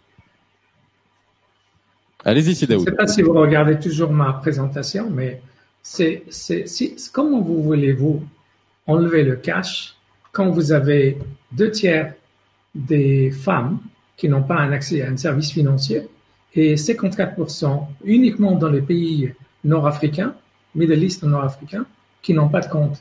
Décemment, c'est impossible de mettre 2 milliards de personnes qui utilisent le cash tout de suite dans les bancs de la société. Il faut d'abord que les systèmes fonctionnent pour que les gens incitent à faire le cash. Et entre vous et moi, c'est que les banques traditionnelles, elles prennent énormément d'argent pour gérer un compte que la plupart des gens qui ont des cash, qui sont les gens qui n'ont pas de compte? C'est des fermiers, c'est une frange de la population en Afrique qui représente plus de 70% qui n'ont pas assez de moyens. Et donc, une banque qui prend 20 € ou 15 € pour gérer le compte, ça ne marchera jamais avec ces gens-là. Et c'est pour ça qu'il y a l'inclusion financière, parce que les mobile money leur permettent de leur montrer, vous avez un compte, vous parlez du cas de M-Pesa, vous pouvez parler aussi du cas de MTN en Sud-Afrique, que je connais très bien. Et donc, le problème numéro 1, c'est d'abord de donner des systèmes de paiement pas chers, faciles à accéder vis-à-vis de la, comment on appelle ça, pour la digitalisation des services financiers avant d'enlever le cash. On ne peut pas enlever le cash tant qu'on a fait ça. Ça, c'est le premier point. Le deuxième point, les pays émergents comptent 2 milliards de personnes non bancarisées. Et donc, je vais aller très très vite sur les 1 milliard de personnes, l'Afrique subsaharienne a 1,5 milliard de personnes. Et donc, cette révolution, elle va venir des pays émergents. Elle va venir du Maroc. Elle va venir du Kenya. Elle va venir de certains pays émergents parce que les pays émergents sont du mauvais côté de la barrière. Ils sont du côté de la barrière où les pays développés et les grandes institutions internationales les soupçonnent de blanchiment d'argent et du financement du terrorisme, en plus des problèmes de taxes et de corruption. Et donc, il y a une révolution qui est en train de se faire en Afrique et on le voit bien et ça permet aussi aux banques centrales, y compris le Banque El Maghreb, que je connais très bien, le Banque El Maghreb, elle fait partie d'un consortium des banques arabes qui a permis de créer un payment system, comment on appelle ça, régional, qui s'appelle Bouna, qui a été lancé cette année. Le service fonctionne en test à Abu Dhabi. Toutes les banques centrales des pays arabes font partie. Et vous savez c'est quoi? Le but principal, c'est de réduire la dépendance ou la dominance des grandes transactions dans les grandes devises, entre guillemets, pour des problèmes de conformité. Et l'idée derrière, c'est d'avoir des devises cryptocurrency entre différents pays qui permettent de réduire cette pression internationale sur la conformité et de développer un peu plus l'inclusion financière. Et vous savez, en 2019, l'Arabie Saoudite et les Émirats avaient déjà en train de travailler sur un échange de cryptocurrency. C'est pas normal qu'un Marocain qui achète des oranges à un Tunisien, la transaction se fait avec un euro dans une banque européenne. C'est pas logique. Il devrait pouvoir faire des trades entre pays régionaux sans passer par les devises internationales et ça permet de réduire la pression de la conformité internationale. Et entre vous et moi, le due diligence acquérir un client, avoir tous ces documents et tout, c'est un schmilblick incroyable. C'est un casse-tête incroyable. Et donc, c'est que la digitalisation et la digitalisation de ces services qui va pouvoir de réduire les coûts de ça. Et ensuite, il y a une décision politique.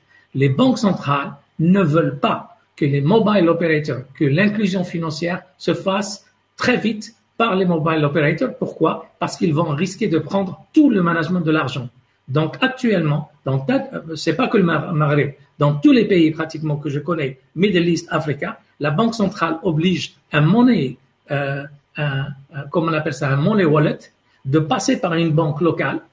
Et quand on a parlé aux banques centrales internationales et on a parlé au régional en disant mais attendez, pourquoi vous faites ça? Parce que la compagnie qui fait du mobile money, elle peut très bien faire des transactions. Ils disent non, le système bancaire, des échanges bancaires, des transactions, les fameux virements interbancaires ne peuvent passer que par le banque. Donc, on va donner jusqu'à 2025, peut-être 2030, aux banques d'apprendre le digital et aux opérateurs fintech, mobile money, d'apprendre qu'est-ce que c'est que la banque.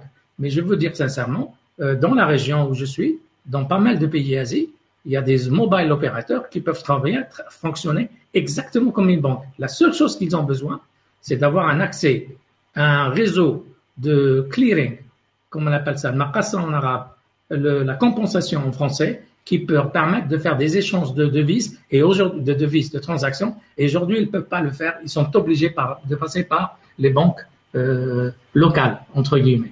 Et j'ai terminé. Non, c'est pas Simadani, pardon. C'est Daoud. Je reviens à Simadani qui nous a rejoint. En fait, c'est pas plus mal que vous ayez pris le temps pour écouter tout ce qui a été dit, parce que c'est vrai que en parlant d'inclusion financière, alors qu'elle soit auprès des particuliers, mais ce qui nous intéresse aussi, ce sont les petites entreprises, les très petites entreprises, qu'elles aient un accès à des modes de recouvrement et de paiement en ligne. Et vous êtes le partenaire du CMI, c'est le Centre monétique interbancaire ici au Maroc, pour le déploiement du paiement mobile. Vous m'entendez? Dites-moi que ça marche, Simadani, je vous en supplie. Oui, bonjour. Ah. Vous m'entendez? Oui, on vous entend. Oh, bah, très bien. Bah, écoutez, il y avait un alors, problème. il est 11h. Il est 11h. On va essayer de finir allez, on se donne 10 minutes de rab. Donc, je vous en prie, Simadani, pour que... Alors, rapidement, donc je vais... Non, mais surtout être en lien avec tout ce que vous avez entendu. Il y a beaucoup de choses qui ont été dites. Peut-être il y a Exactement. On n'a pas un contexte qu'on a peut-être plus besoin de remettre en place. Mais vraiment nous dire, vous, à votre niveau...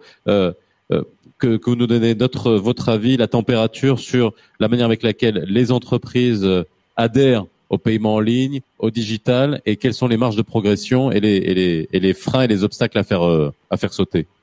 Alors, effectivement, donc là, je vais passer directement donc une comparaison donc pour faire le parallèle avec le système bancaire classique basé sur la carte bancaire et le système de paiement mobile qui est en cours de développement. Et donc, à travers cette étude donc et le parallèle, donc on va voir les avantages et les points d'échec qui n'ont pas permis au développement du paiement digital en général. Alors, on voit ici des indicateurs clés déjà de la partie paiement bancaire au Maroc classique, c'est-à-dire par carte bancaire. On voit que au Maroc, on a un taux de bancarisation très faible, qui est de l'ordre de 45%, avec des chiffres, donc un nombre de cartes qui est de l'ordre de 17 millions. Et on voit bien que les opérations, malgré donc ce nombre de cartes, le retrait, il représente 88%. Le paiement chez les commerçants et le e-commerce, il représente 2%. Donc, et j'imagine qu'il est dominé par les facturiers, c'est-à-dire le paiement de impôts, eau, électricité et téléphone. Exactement. Donc il y a la grande partie. Donc sauf que dernièrement, donc cette année en 2020, on voit qu'il y a une augmentation de l'ordre de 42% pour le e-commerce et le paiement à distance à travers la possibilité donc de paiement, les livraisons à domicile, le paiement qui était fait pendant le contexte du Covid. Et donc, il a permis en fait un développement du paiement digital qui est une progression de 42%.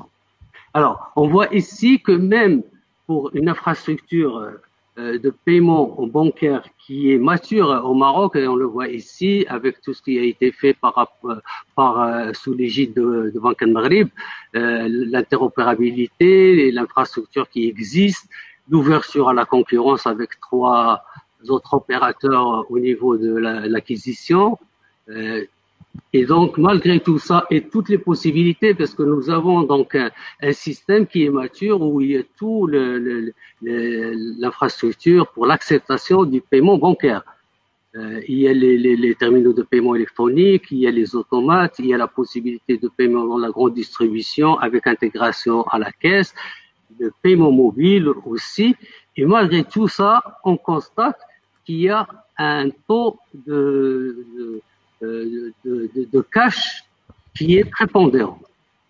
Alors, si on constate tout ça, on voit quand même que ce soit le paiement bancaire classique ou le nouveau paiement mobile, leur objectif, c'est combattre le cash. D'accord? Donc, le Banque al-Maghrib, donc depuis 2018, donc ils ont décidé donc de créer un écosystème où s'ouvrir à d'autres opérateurs et d'autres acteurs en dehors des banques, parce que en effet, les banques dans l'écosystème bancaire ne s'intéressaient pas à une partie de la population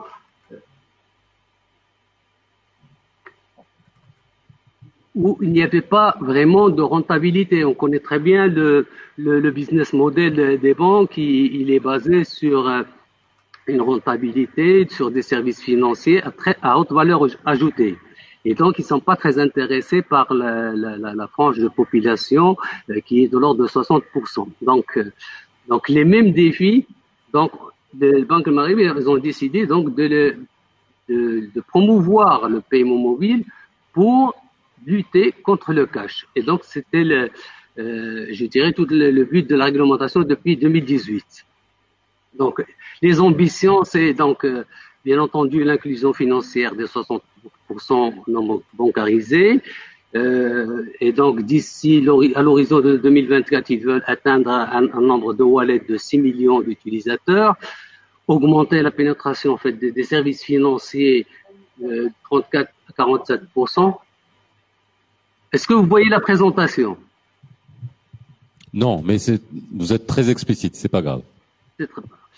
Et donc, ils veulent quand même que cette frange de population qui est de l'ordre de 60% accède à tous ces services financiers. Et donc, bien sûr, pour tout ça, et en même temps lutter contre la falsification des billets des banques et promouvoir je dirais, la lutte contre l'informel. Donc, c'est les mêmes objectifs, je dirais, que ce soit pour le paiement mobile et pour le paiement bancaire classique par carte. Donc, pourquoi ça marche pas? Donc, c'est cette étude en fait en parallèle qu'on va voir. Donc, ici, donc pour vous montrer un petit peu donc l'écosystème du paiement mobile, et qui est bien entendu basé sur l'utilisation du smartphone comme moyen de paiement. Donc ils ont instauré donc voilà, donc j'essaie de définir un petit peu ce point-là, c'est que rattacher donc le smartphone comme moyen de paiement à un compte bancaire ou à un compte de paiement en intégrant les établissements de paiement. D'accord? Et là, ça a permis en fait d'utiliser d'autres acteurs en dehors des banques, qui sont les opérateurs télécoms, bien sûr les 3 opérateurs au Maroc, Orange, Maroc Télécom et Inouï, et d'autres établissements de paiement qui ont eu le statut et l'agrément. Alors, pour comprendre un petit peu donc le paiement mobile, donc c'est effectivement la possibilité d'utiliser donc le téléphone comme moyen de paiement, soit sur un TPE ou sur un téléphone cellulaire. Alors, les acteurs et les services dans l'écosystème du paiement mobile. Donc, on les voit ici. Donc, il y a, bien sûr, sous l'égide de Banque Maghreb et la NRT. Donc, ils ont intégré donc les banques, les établissements de paiement, les opérateurs télécoms et un switch national. Donc, je dirais que il y a un écosystème qui a été défini et qui correspond donc aux normes. Donc, les services qui vont être offerts à travers le paiement mobile, c'est les paiements des factures, les paiements en ligne, transfert d'argent, cash in, cash out, paiement des prestations sociales comme les bourses pour les étudiants, les recharges téléphoniques, et en même temps, je dirais, ce qui est important, c'est en même temps la possibilité qu'il y ait le paiement des commerçants et le paiement aussi au niveau de l'administration, c'est-à-dire inclure tous les acteurs. Alors, en chiffres, donc je dirais un petit peu, je rappelle la législation. Donc, ils ont permis en fait la possibilité d'avoir 3 types de comptes wallet. Il y a un compte wallet catégorie 1 qui est plafonné à 200 dirhams et qui est facile à obtenir, c'est juste avoir un numéro de téléphone. Une deuxième catégorie qui est plafonné à 5000 dirhams, donc un wallet plafonné à 5000 dirhams et qui exige en plus du numéro de téléphone le CIN numérisé. Et il y a une troisième catégorie où le plafond il est passé à 20 000 dirhams et qui exige donc en plus du numéro de téléphone et du CIN une attestation de domicile et d'autres papiers. Et donc on voit qu'aujourd'hui, il y a 22 établissements qui ont une offre wallet, dont 14 établissements de paiement. C'est-à-dire, il y a à peu près, en dehors des 12 banques, il y a d'autres acteurs, et qui sont des établissements de paiement pour promouvoir le paiement mobile et donc lutter contre le cash. Alors, est-ce que les entreprises ont adhéré? C'est ça qui nous intéresse aussi. Merci de nous avoir fait l'état des lieux en la matière. Les entreprises qui aujourd'hui font appel à ces modes de paiement. On a parlé des consommateurs. Maintenant, d'un point de vue TPE, PME, est-ce qu'elles adhèrent? Alors, je vais parler effectivement. Donc maintenant, qu'on a mis en place en fait toute cette infrastructure et un écosystème de paiement mobile, on voit qu'effectivement, il n'a pas vraiment décollé. Pourquoi? Il y a des freins. Alors, ces freins, d'abord, ils sont dominés par l'offre qui est calquée exactement sur le modèle bancaire, puisqu'ils sont majoritaires d'ailleurs même dans le système, et qu'il n'y a pas la possibilité pour les établissements de paiement d'accéder à l'offre, et pour élargir l'offre, c'est-à-dire qu'ils puissent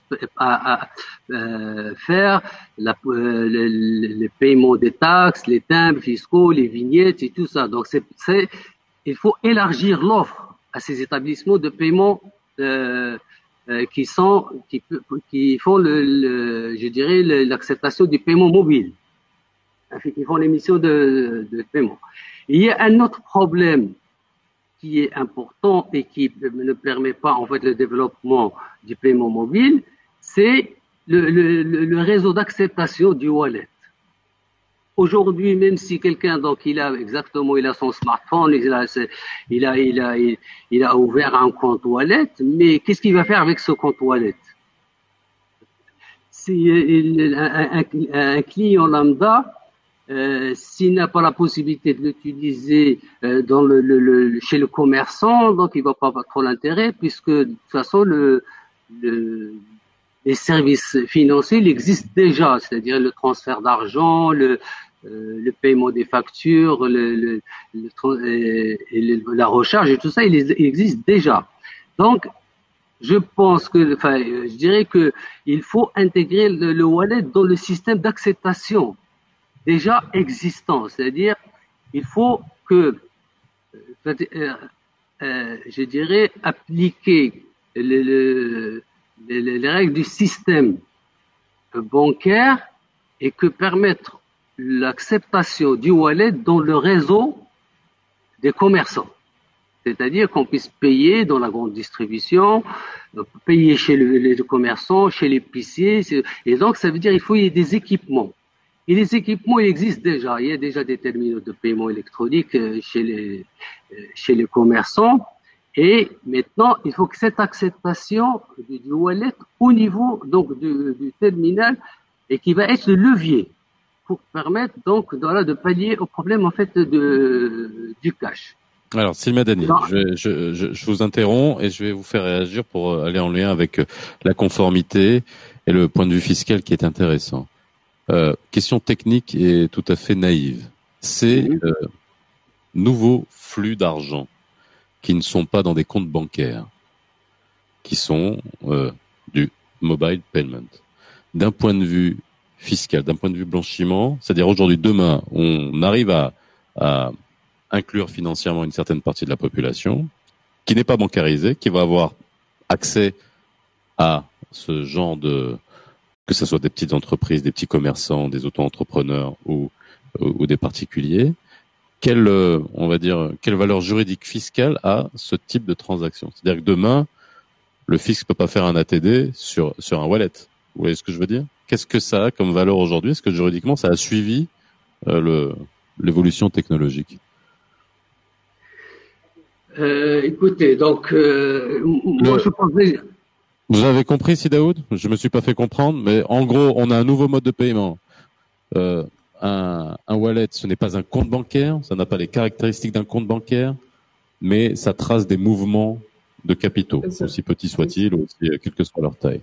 Et ces mouvements de capitaux-là, d'un point de vue fiscal, est-ce qu'ils sont matérialisés? Est-ce qu'ils peuvent faire l'objet de contrôle, de saisie, voilà, ce qu'on peut faire sur un compte bancaire, mais sur ces choses-là, est-ce que ça a suivi juridiquement? Oui, tout à fait. C'est ça l'objectif de Banque Maghreb qui est en train de pousser, et notamment même vis-à-vis de la loi fiscale, la loi de finances 2020. Elle présente un certain nombre d'incentives quand on fait du mobile payment pour les commerçants, justement pour les inciter leurs clients à utiliser le mobile payment pour pouvoir bénéficier de certaines réductions fiscales et en conséquence de pouvoir tracer ce qui passe par le cash et de le passer en mobile payment. Ce qu'il faut aussi se rappeler, c'est qu'il y a l'expérience chinoise. En Chine, ils payent tous en mobile payment et ils sont 1 milliard. Ils ont réussi quand même à redresser. Et je pense que pour nous au Maroc, on n'est pas très loin.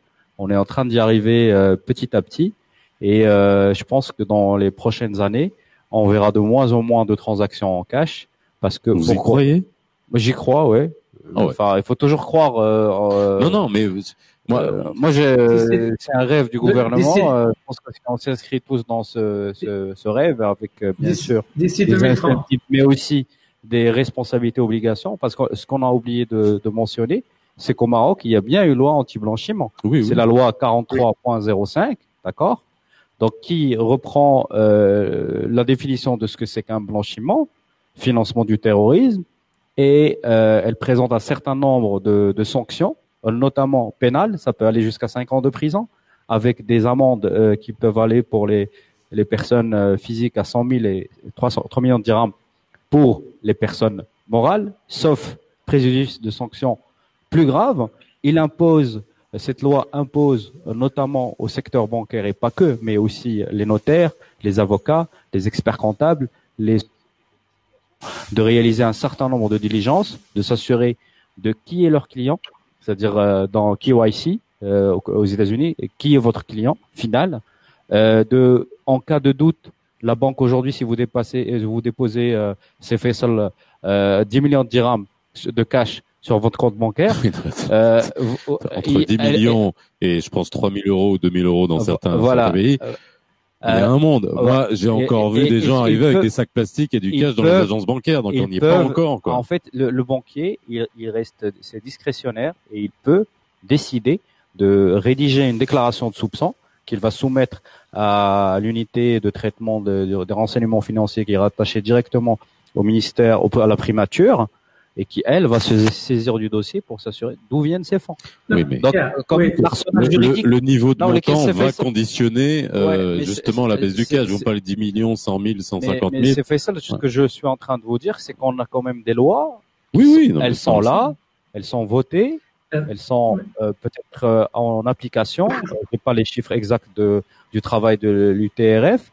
Mais en tout état de cause, ce qu'il faut savoir, c'est que les lois, en plus, les lois marocaines, elles sont très claires. Elles disent, c'est les actes qui sont commis au Maroc ou à l'extérieur. C'est-à-dire, c'est pour revenir à un sujet que tout le monde a suivi ces dernières années, notamment la société BNP Paribas.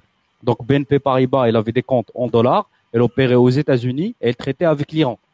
Donc, automatiquement, vu qu'elle traitait en dollars, hop, les États-Unis, ils sont tombés dessus. Elle a payé 10 milliards de dollars. 11, de pénalité. C'est-à-dire que au Maroc, on a la même loi qui dit que un acte qui est répréhensible par rapport à cette loi, qui est commis à l'extérieur, notamment par un Marocain ou une entreprise marocaine qui opère au Soudan ou je ne sais où, et qui est lié à des blanchiments de capitaux, elle peut aller très loin. C'est l'arsenal, il est là. Allez-y. Je voudrais rajouter une chose. Attendez, c'est Daoud, s'il vous plaît. Philippe. Dans l'anti-blanchiment, on inclut la fraude fiscale. C'est pas que le terrorisme.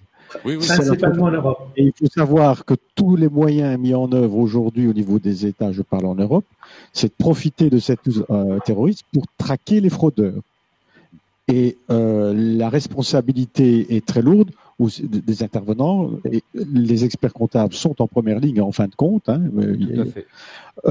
Mais c'est ça. Alors, ce qui se passe, c'est que la machine est en route. La loi a été votée. Elle est votée depuis quelques années déjà. Mais avant qu'elle soit mise vraiment en application, ça prendra quelques années ici par rapport à ce qui se passe. C'est pour ça qu'il faut regarder ce qui se passe en Europe, parce que ça va se passer ici. Mais l'acte que vous avez posé aujourd'hui, en se disant, ça marche pas encore, tout va bien, il n'y a pas de problème.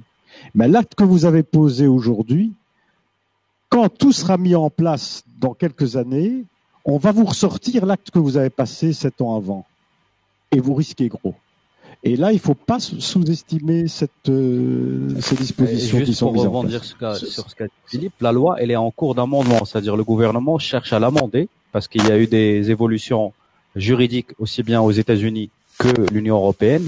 Et on essaye de faire des updates des lois. Et notamment, par exemple, en début janvier 2020, pour parler du secteur des fintech et du digital, ils ont été bouleversés par la loi anti-blanchiment qui les a inclus. C'est-à-dire qu'une fintech, par exemple, qui fait des wallets ou qui fait de la crypto-monnaie ou autre, elle va devoir répondre aux mêmes obligations que BNP Paribas ou Société Générale ou Merrill Lynch.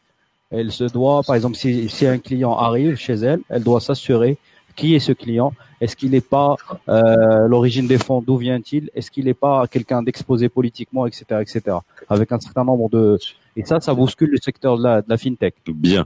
Alors, il est 11h20. On va devoir conclure ce panel, mais je pense que cette partie-là fiscale est extrêmement intéressante. Elle aurait dû faire l'objet d'une autre discussion parce que, et encore une fois, c'est vrai que parce que ça met le débat à un autre niveau. Comment l'inclusion financière, comment ça peut, on va dire, soit freiner, soit accélérer l'inclusion financière. C'est ce que vous disiez. Le cash, c'est les différents niveaux. Quand on parle des niveaux de cash pour alerter la petite alerte anti-blanchiment, on en est encore très loin. On en est encore très loin sur notre marché. Sidaoud, je vous donne juste un dernier mot après Nicolas et après on conclura. Oui, Sidaoud. C'est pas ça. Juste pour les lois anti-blanchiment d'argent et les lois sont internationales et le Maroc, il est largement en avance sur pas mal de pays, limitrophes et certains pays. Je peux vous dire que dans certains secteurs, le Maroc il est en avance sur l'Europe. Okay? Le dernier secteur qui a commencé sérieusement à implémenter, à déployer des policiers vraiment très strictes, c'est le secteur du cash, du money cash au Maroc. En plus bien sûr, tout ce qui existe dans la banque. Donc, les lois anti-money laundering, anti-terrorist finance, etc., sont largement appliquées et la Banque du Maghreb, elle est très à cheval là-dessus. La question principale, c'est la gradualité. J'essaie juste, je suis désolé, parce que c'est un débat qui me passionne, mais on est en train de parler de grands circuits de blanchiment, de grosses sommes. Et là, comme on est dans un débat, on est en train de parler d'un marché digital, d'inclusion financière. Le blanchiment à des petits niveaux continue. Il n'a pas le même niveau de contrôle qu'on peut avoir en Europe. Écoutez, la question principale, c'est pas est-ce que quelqu'un vient avec, c'est pas quelqu'un, est-ce qu'il y a quelqu'un qui vient avec un sac plein de cash. La question c'est, est-ce que ce cash est légitime ou pas? Ça, c'est le premier pose. On a tendance à penser que et on a tendance aussi, excusez-moi, on a tendance aussi à parler de fisc, quand on parle de conformité. Donc, il y a différents degrés qui se passent. Il se passe que les policiers liés au blanchiment d'argent et au financement terroriste ont été très, très, très poussés.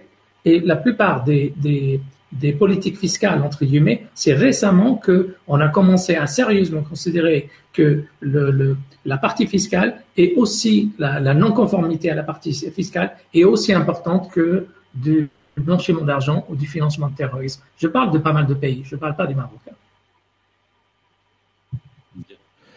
Badr, tu voulais un petit point, et après Nicole. Dans l'esprit de la loi, il n'y a pas de notion de seuil de signification.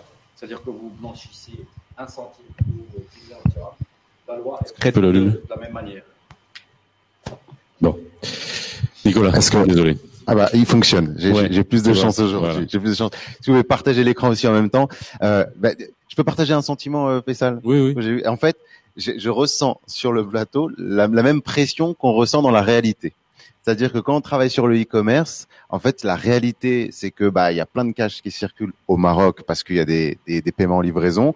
Il y a beaucoup de e-commerce qui se fait sur Facebook aussi, où on expédie des colis en ayant simplement un contact. Bon, ça c'est la réalité du marché. Et puis de l'autre côté, il y a la réalité un petit peu fiscale et puis juridique qui n'est pas forcément en lien, et puis vraiment update, enfin mise à jour par rapport à cette réalité. Donc en gros, nous on doit faire de l'argent, mais il y a un cadre qui nous permet pas réellement de le faire si on le suit à 100%. Et malheureusement, il faut bien qu'il y en ait un qui avance plus vite que l'autre. Et le business avance beaucoup plus vite que la réglementation. Et du coup, ça fait changer effectivement pas mal de choses d'un point de vue juridique et puis technologique aussi. Il y a des solutions qui arrivent petit à petit, mais on doit bien composer avec ce qu'il y a aujourd'hui. Donc on se débrouille comme on peut. Et puis on va avec son temps.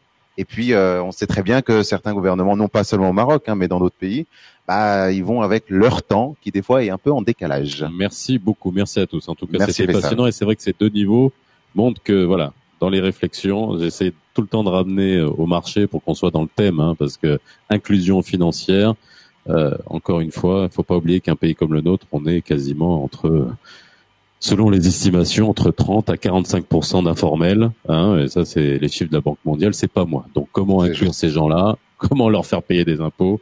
Pour ça mais bon, c'est une vraie question à poser. Merci à tous, merci à vous qui étaient en ligne. Merci.